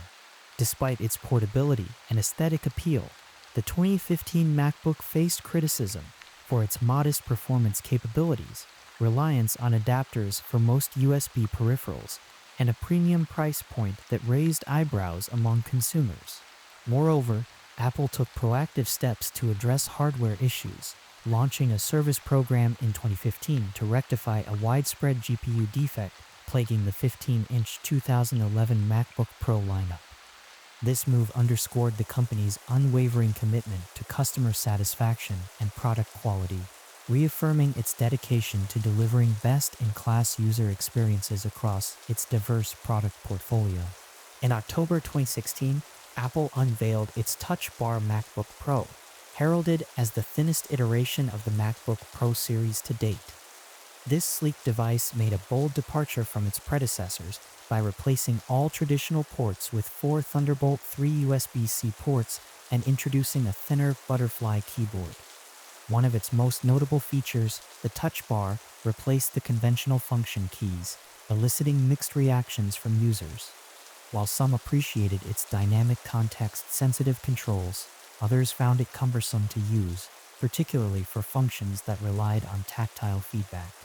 Furthermore, the transition to USB-C ports necessitated the use of dongles, a source of frustration for many users, especially professionals accustomed to traditional USB, devices, SD cards, and HDMI for video output. Soon after its launch, users reported technical issues with the butterfly keyboard, including stuck keys and letter skipping. The problem was attributed to the accumulation of dust or debris under the keys, exacerbated by the keyboard's riveted design, which restricted user access for cleaning or repairs. This issue, along with another dubbed FlexGate, where the display backlight cable could become damaged over time, tarnished the device's reputation and led to a class action lawsuit settlement in 2022. Critics also scrutinized Apple's design choices under the leadership of Senior Vice President of Industrial Design, Jony Ive. While Ive's pursuit of simplicity and minimalism was evident in the sleek aesthetics of Apple products, some argued that this focus on form over function led to compromises in usability and durability. The butterfly keyboard's fragility, the non-expandable design of the Mac Pro, and the removal of legacy ports from the MacBook Pro were cited as examples of design decisions that prioritized aesthetics over practicality. The discontent among professional users escalated due to the prolonged absence of significant updates to the Mac Pro lineup. Apple acknowledged shortcomings in the 2013 Mac Pro model, attributing them to design constraints that limited future upgrade options. To reassure its professional user base, Apple outlined plans for future product releases, including the iMac Pro as an interim solution and a redesigned Mac Pro with enhanced expandability. In response to ongoing issues with the butterfly keyboard, Apple introduced a redesigned Scissor Switch Magic Keyboard in its 2019 MacBook Pro and 2020 MacBook Air models. These revisions aim to address reliability concerns and restore user confidence in Apple's laptop lineup. Additionally, the introduction of the new Mac Pro in 2019 garnered praise for its modular design and user repairability, signaling a renewed commitment to professional workflows and hardware customization. In April 2018, Apple sent shockwaves through the tech industry when reports surfaced, courtesy of Bloomberg, suggesting the company's intention to swap out Intel chips for ARM processors akin to those found in its mobile devices. This news sent Intel's stock plummeting by a notable 92%. The rationale behind such a seismic shift, as noted by The Verge, was logical.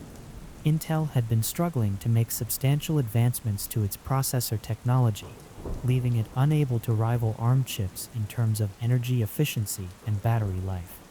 Fast forward to WWDC 2020, and Tim Cook took to the stage to unveil Apple's ambitious plan, a gradual transition of the Mac lineup to Apple Silicon chips, all rooted in ARM architecture, slated to unfold over a 2-year span. Alongside this paradigm shift, Apple introduced Rosetta 2, a groundbreaking translation layer designed to facilitate the seamless operation of Intel-based apps on the new Apple Silicon Macs. November 10, 2020 marked a watershed moment as Apple unveiled its inaugural system on a chip tailored specifically for the Mac, the Apple M1. Accompanying this milestone was the announcement of a trio of Macs set to debut with the M1 at their core: the MacBook Air, Mac Mini, and the 13-inch MacBook Pro. Early reviews of these cutting-edge Macs were resoundingly positive, with critics lauding substantial enhancements in battery longevity, performance, and thermal management compared to their predecessors. In a more subdued move, the iMac Pro quietly bowed out of the lineup on March 6, 2021. However, Apple wasted no time in making waves again, unveiling the new 24-inch iMac on April 20, 2021. This vibrant addition to the Mac family boasted the M1 chip, a kaleidoscope of 7 fresh colors, sleeker white bezels, an upgraded 1480p webcam, and an eco-friendly aluminum enclosure crafted entirely from recycled materials. Come October 18, 2021, Apple once more seized the spotlight with the grand reveal of the revamped 14-inch and 16-inch MacBook Pros.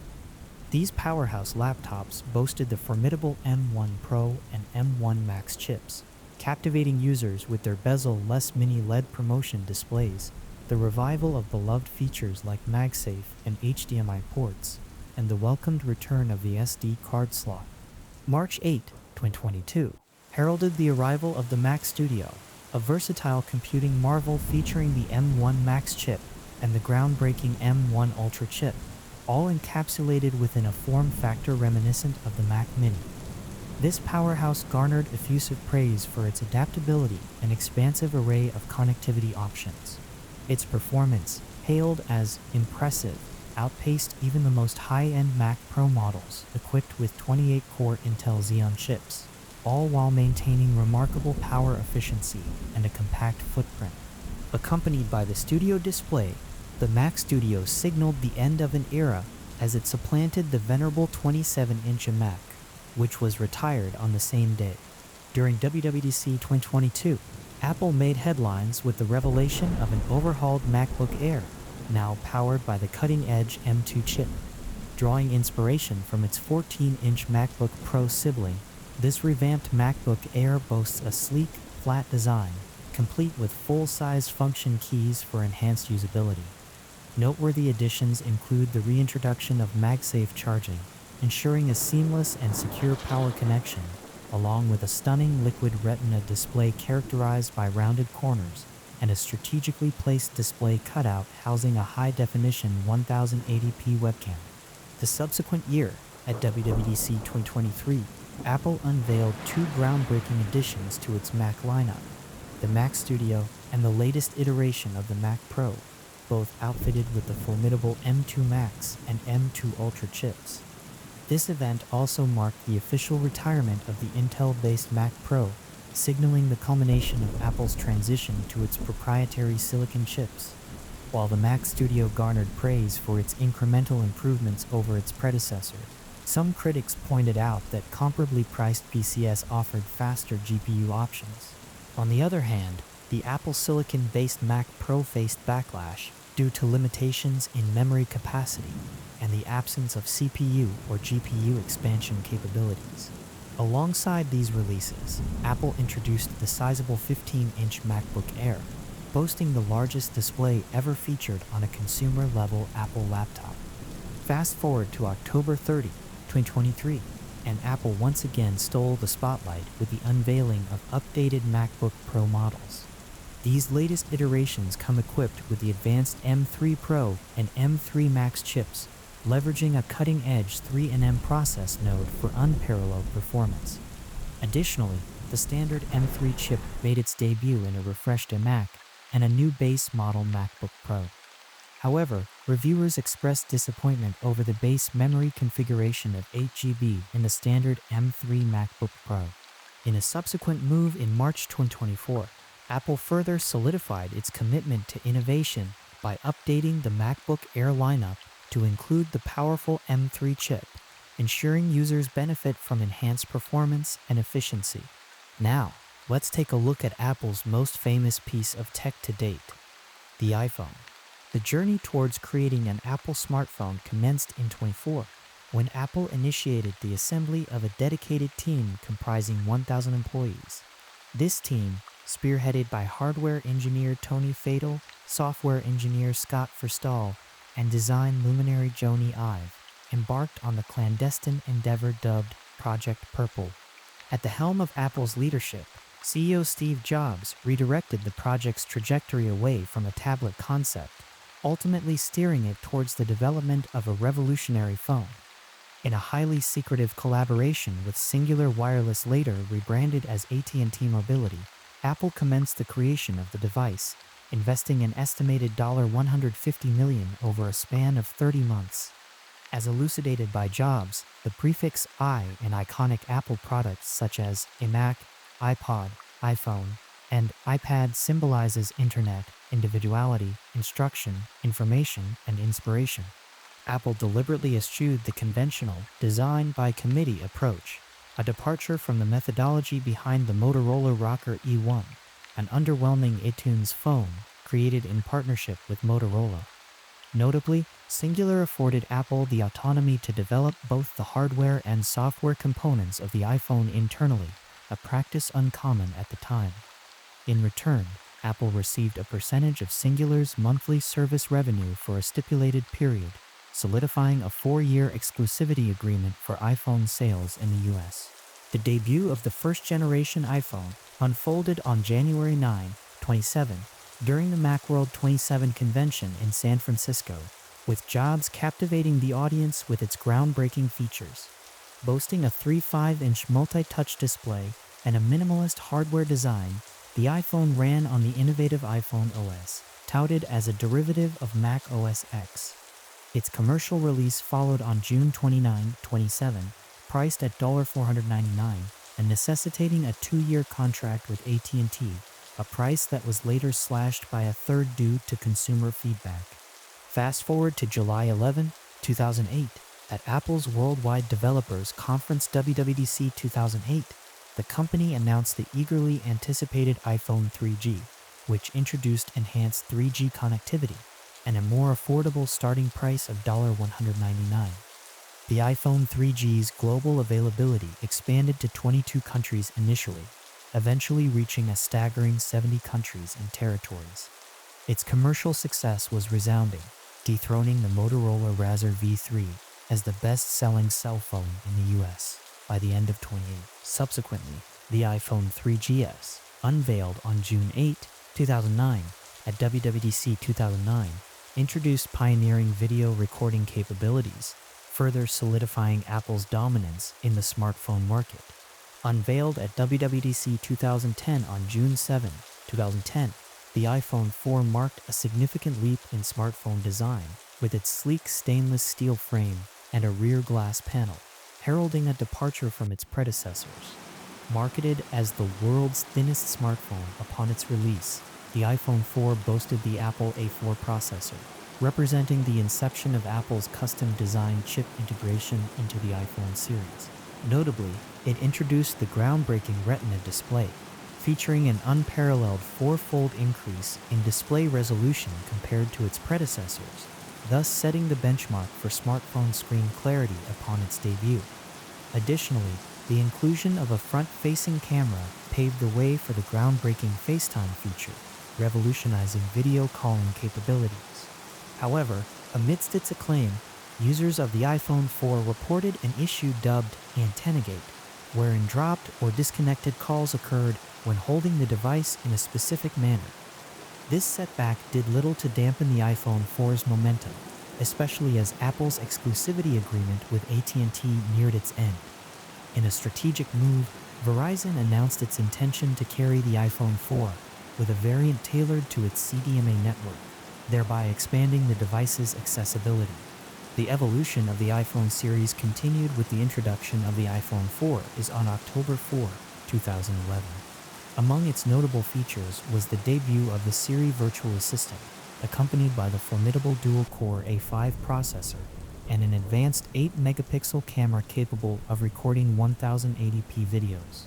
Subsequently, the iPhone 5, announced on September 12, 2012, heralded a new era with its enlarged 4-inch screen, a departure from the 3.5-inch standard of its predecessors.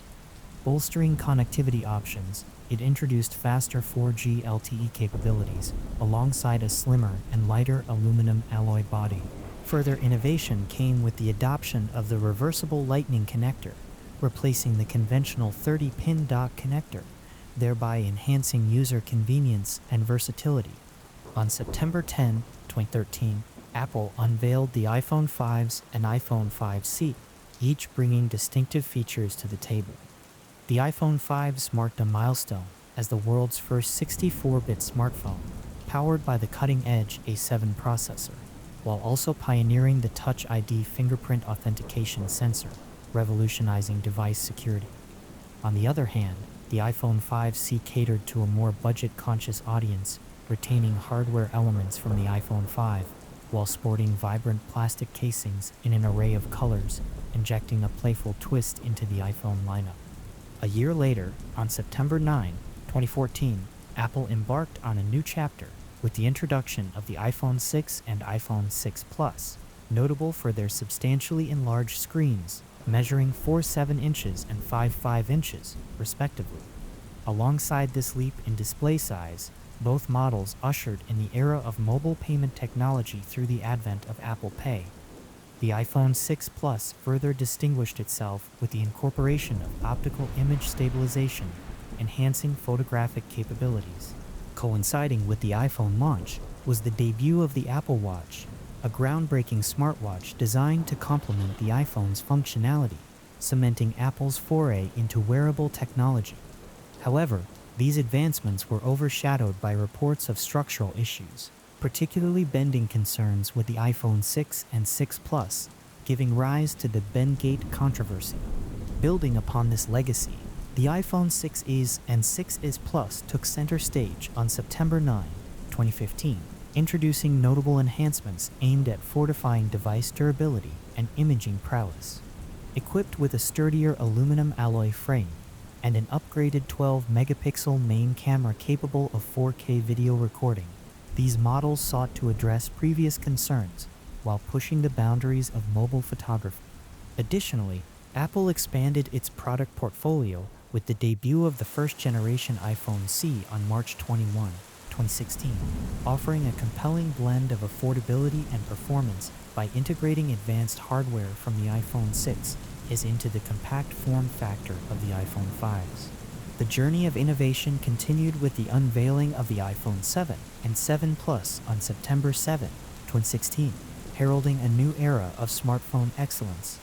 Boasting larger camera sensors, robust IP67 certified water and dust resistance, and the formidable A10 Fusion processor leveraging Big Little technology, these devices showcased Apple's relentless pursuit of technological advancement.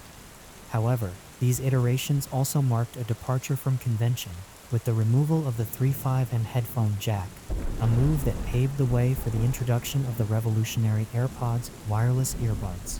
Furthermore, the iPhone 7 Plus distinguished itself with the addition of a second telephoto camera lens, enabling advanced photographic capabilities, such as 2x optical zoom and the innovative portrait mode, redefining smartphone photography. On September 12, 2017, Apple ushered in a new era of innovation with the unveiling of the iPhone 8, 8 Plus, and the revolutionary iPhone X, marking a significant milestone in the company's history as it held its inaugural event at the prestigious Steve Jobs Theater in Apple Park. With sleek rear glass panel designs reminiscent of the iconic iPhone 4, all models embraced the future of charging with wireless capabilities, powered by the formidable hexa-core A11 Bionic chip, equipped with the groundbreaking Neural Engine AI accelerator hardware. However, it was the iPhone X that stole the spotlight, pushing boundaries with its cutting-edge features. Boasting a dazzling 5.8-inch OLED Super Retina display adorned with a bezel-less design, the iPhone X offered an immersive visual experience unparalleled in the realm of smartphones. The innovative use of stainless steel for its frame not only reinforced durability, but also added a touch of elegance to its aesthetic. Revolutionizing security, the iPhone X bid farewell to Touch ID in favor of the groundbreaking Face ID facial recognition technology, seamlessly integrated into its notch screen cutout. This bold move, coupled with the elimination of the home button in pursuit of a truly bezel-less design, introduced users to a new era of intuitive gesture-based navigation. However, such innovation came at a cost, with the iPhone X commanding a starting price of $999, making it the most expensive iPhone at launch, a testament to its groundbreaking features and cutting-edge technology. A year later, on September 12, 2018, Apple continued its legacy of excellence with the introduction of the iPhone XR, iPhone XS, and XS Max. Building upon the success of the iPhone X, all models boasted the advanced Smart HDR computational photography system and a powerful neural engine for enhanced performance. The XS Max made waves with its expansive 6.5-inch screen, while the iPhone XR captured hearts with its vibrant 6.1-inch LCD liquid retina display and colorful array of options, reminiscent of the beloved iPhone 5C.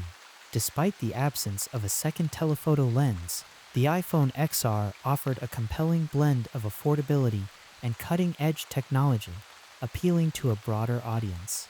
Fast forward to September 10, 2019, and Apple once again raised the bar with the introduction of the iPhone 11, 11 Pro, and 11 Pro Max. Embracing innovation, all models embraced the addition of an ultra-wide lens, enabling unparalleled optical zoom capabilities and longer battery life thanks to larger batteries. Meanwhile, on April 17, 2020, the second-generation iPhone C made its debut, seamlessly blending newer hardware from the iPhone 11 within the classic frame of the iPhone 8, maintaining the beloved home button and Touch ID sensor, while offering a budget-friendly option to consumers. Apple unveiled its next wave of innovation with the introduction of the iPhone 12 lineup during a live stream event on October 13, 2020. This highly anticipated release featured the iPhone 12, 12 mini, 12 Pro, and 12 Pro Max, each boasting stunning OLED, Super Retina XDR displays and ushering in the era of lightning-fast 5G connectivity. Not stopping there, Apple introduced the groundbreaking MagSafe magnetic charging and accessory system, offering users a seamless and intuitive experience. Embracing a sleeker design ethos, all models flaunted a slimmer flat-edge design, complemented by fortified glass ceramic front glass for enhanced drop protection, setting a new standard for durability in the smartphone industry. The iPhone 12 mini broke new ground with its compact 5.4-inch screen, while the 12 Pro and 12 Pro Max elevated the experience with larger 6.1-inch and 6.7-inch screens respectively. Notably, the Pro models introduced a LiDAR sensor, revolutionizing augmented reality AR applications with enhanced accuracy and immersion. Building on this success, Apple continued to push boundaries with the unveiling of the iPhone 13 series on September 14, 2021.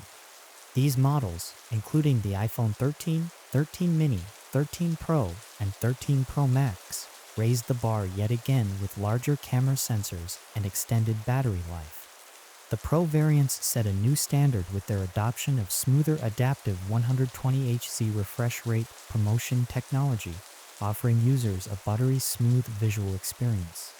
Additionally, the Pro models introduced a groundbreaking 3x optical zoom in the telephoto lens, empowering users to capture stunning images from a distance.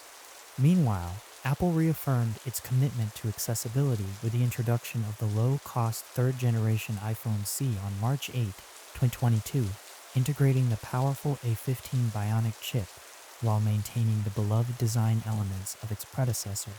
Fast forward to September 7, 2022, and Apple once again captivated the world with the announcement of the iPhone 14 series. These models, including the iPhone 14, 14 Plus, 14 Pro, and 14 Pro Max, showcased Apple's unwavering dedication to innovation. Notably, the iPhone 14 Plus introduced the expansive 6.7-inch screen size previously seen in the Pro Max model, offering users a premium experience at a more accessible price point. The Pro variant stole the spotlight with their introduction of a groundbreaking 48-megapixel main camera, marking the first increase in megapixel count since the iPhone 6s. Furthermore, Apple introduced always-on display technology and an interactive status bar interface with the dynamic island feature, redefining the user experience in unprecedented ways. Continuing its legacy of excellence, Apple unveiled the iPhone 15 series on September 12, 2023, marking a pivotal moment in smartphone history. With this release, Apple embraced change by transitioning to USB-C as the power connector, a move driven by European Commission regulations. Additionally, all models embraced the dynamic island design, effectively retiring the traditional notch display cutout and embracing slightly curved edges and a frosted glass back. The Pro variants took innovation to new heights with the introduction of the Action button, replacing the mute switch, and titanium edges, setting a new standard for premium craftsmanship and design. You're probably not listening to this part because you're sleeping, but I hope you enjoyed the video. If you're still awake, don't worry. It's tough to sleep sometimes, but that's what I'm here for. I'll see you tomorrow night. Good night.